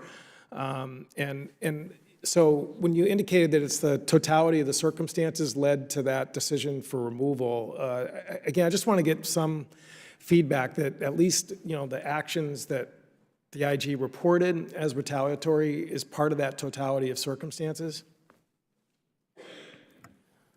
Congressman, it's fair to say we were aware of what the OIG report said. It was released earlier. Oh, no, actually, I take that back. I'm confusing my timeline a little bit. The event that most precipitated that administrative action of removal of that particular person really was an unrelated event. But the way I described it was when somebody is removed of their primary duties for loss of confidence, that considers all of the events that may have happened in the past. And again, it's not a disciplinary action under the Uniform Code of Military Justice, but it has very significant consequences. And it's up to the chain of command to take that action, and they did in this case. Well, I was trying to give you a lifeline, Admiral, in terms of just trying to show that at least there was some recognition about Lieutenant Commander Young McClear's experience with this individual, that it had some ripple effect in terms of the second incident and the administrative action that you described. So the other point I just wanted to sort of walk through with you is the IG report talked again about the confidentiality issues, which they described in pretty vivid detail about the fact that Lieutenant Commander Young McClear's complaint was announced before a staff meeting, that it was discussed in the gym and emails, and they determined that it was likely a violation of the manual. That was one of the 4 recommendations that they said that you guys, the Academy has to tighten up. Can you just walk through a little bit more detail, how you're going to make sure that that type of very reckless almost behavior is not going to occur again?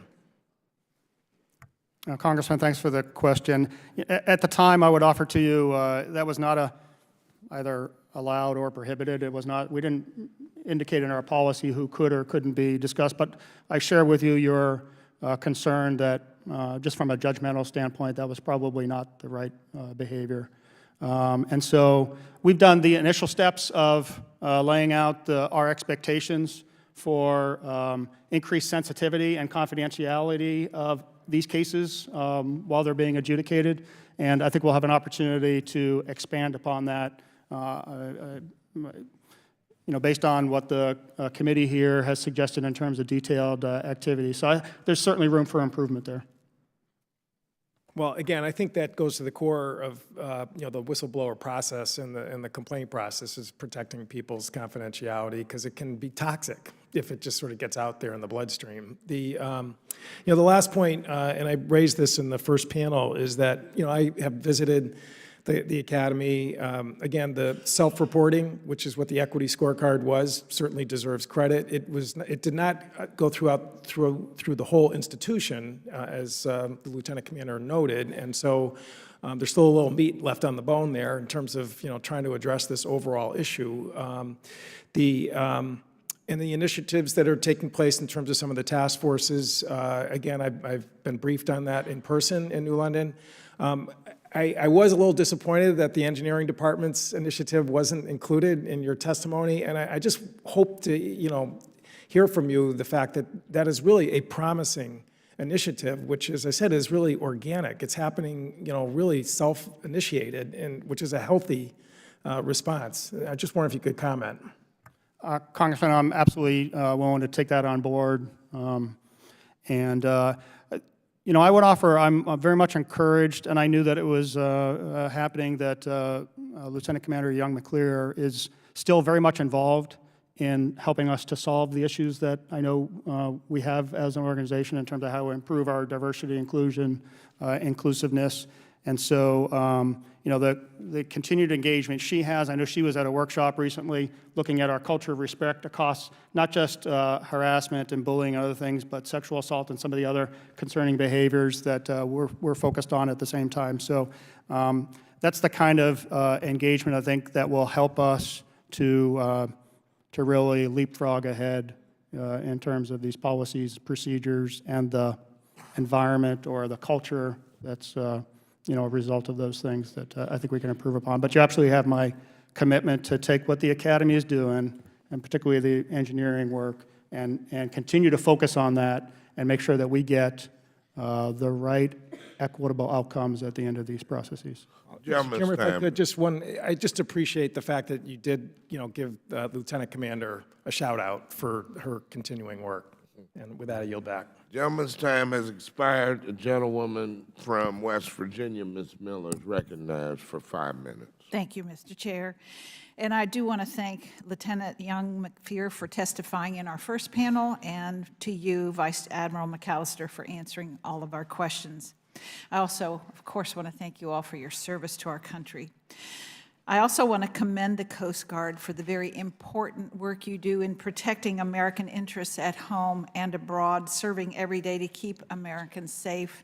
I especially want to highlight the role that the Coast Guard plays in my district in southern West Virginia, providing the vital search and rescue missions during our flooding and extreme weather. I also want to highlight the important job that the Coast Guard plays in drug interdiction in the Gulf of Mexico, where each year they intercept billions of dollars worth of illegal drugs and detain hundreds of drug dealers. Thank you. The Coast Guard Academy is essential for the continued success of our Coast Guard. Allegations of abuse and harassment are extremely worrying to me, and I'm sure to every member of this committee. It is essential that our academies operate at the very best level to produce the Coast Guard service members that will serve our next generation of Americans. How does the Academy prepare their cadets to be future leaders of the Coast Guard and as Americans? Congresswoman, thanks for the question. So the goal of the Academy is to graduate leaders of character. And so from the day they show up at the Coast Guard Academy, it's a immersive environment that focuses not only on the academics that you would expect from a four-year educational institution, but the military, the enculturation into our core values of honor, respect, and devotion to duty, the athletics. And so we're trying to create whole people. And we do that in an environment that really does, we intend to focus on diversity and inclusion. And so when they graduate, those officers, and they hit the fleet, they are leading kind of a new generation of, I would say, emotional intelligence or inclusion intelligence and leadership capabilities that I think ultimately will have a generational and significant impact on the entire Coast Guard. Because the Academy leads in so many of these ways as it results to diversity, inclusion, and equity, they're ahead of the rest of the fleet right now, and part of my job is to make sure the rest of the fleet keeps up. How can Congress help better equip the Coast Guard Academy to help cadets be even more successful in the future? Well, thank you for that question as well. In my opening remarks, I mentioned the Board of Visitors, which we've reinstituted. So that is senior members of both the administration and Congress who can provide oversight to the Coast Guard Academy, and overseeing the Equity Task Force and the results are coming from that, I think would be valuable focus. And as the Commandant has tested a number of times, or testified to on a number of occasions more broadly about the Coast Guard, we get fantastic support from Congress, but I think the superintendent would tell you it's harder and harder to run an institution where he's attracting the best and brightest across this entire nation to come and be a cadet when our budgets have been flatlined over time, which in real terms means that he's trying to deliver more with less resources to do that, and that's a challenge for our entire service. Mr. Chairman, has my time expired? I'll give you another minute if you want. Okay, because it just seemed like it went backwards. Yep. Okay. Thank you. Do you believe that the current procedures the Coast Guard has in place are adequate and to fairly investigate and adjudicate complaints of harassments and discrimination? Congresswoman, certainly the cases that we're talking about here have uncovered weaknesses in those policies and procedures that we have begun to get after and will continue to do so. Ultimately, I think the processes are minimally acceptable. They've been working for us by and large, with notable exceptions. We can certainly do better. We reserve the right to do better here. And has the Equity Task Force made a concrete difference in the culture of the Coast Guard Academy? I certainly believe they will. I think there's a lot of enthusiasm at the Academy about taking the vital signs report, which is really just kind of a snapshot in time, and putting action behind it to close those equity gaps. I would offer to you there's a variety of things going on there, some of which are in that Equity Task Force and some are not. As an example, we recently changed the way that we hire or that we advertise for civilian faculty positions, which frankly we hope will attract a larger number of underrepresented minorities to those positions. We've already got the most diverse staff that we've had in Academy history, but there we can do better as well. And then, from a cadet perspective, things like setting up the minority outreach recruiting team, which is really kind of a mentoring program at its heart, the Center for Inclusive Learning and Teaching, which retrains instructors on how to teach and to professionally develop cadets so that they can achieve their highest possible potential while at the Coast Guard Academy. Sending all of our senior leaders to diversity and inclusion training, and then having them go out in small groups throughout the Academy community, having important discussions about things like hidden biases and how we can overcome those.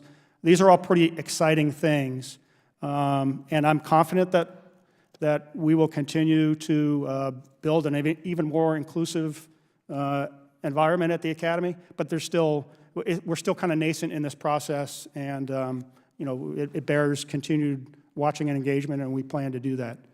I would offer to you, we have by far the most diverse military academy of any of the services out there. We can take that as a mark of partial success, but we'd like to do more, and all of these efforts are kind of geared towards that. Thank you. I yield back my time. Thank you.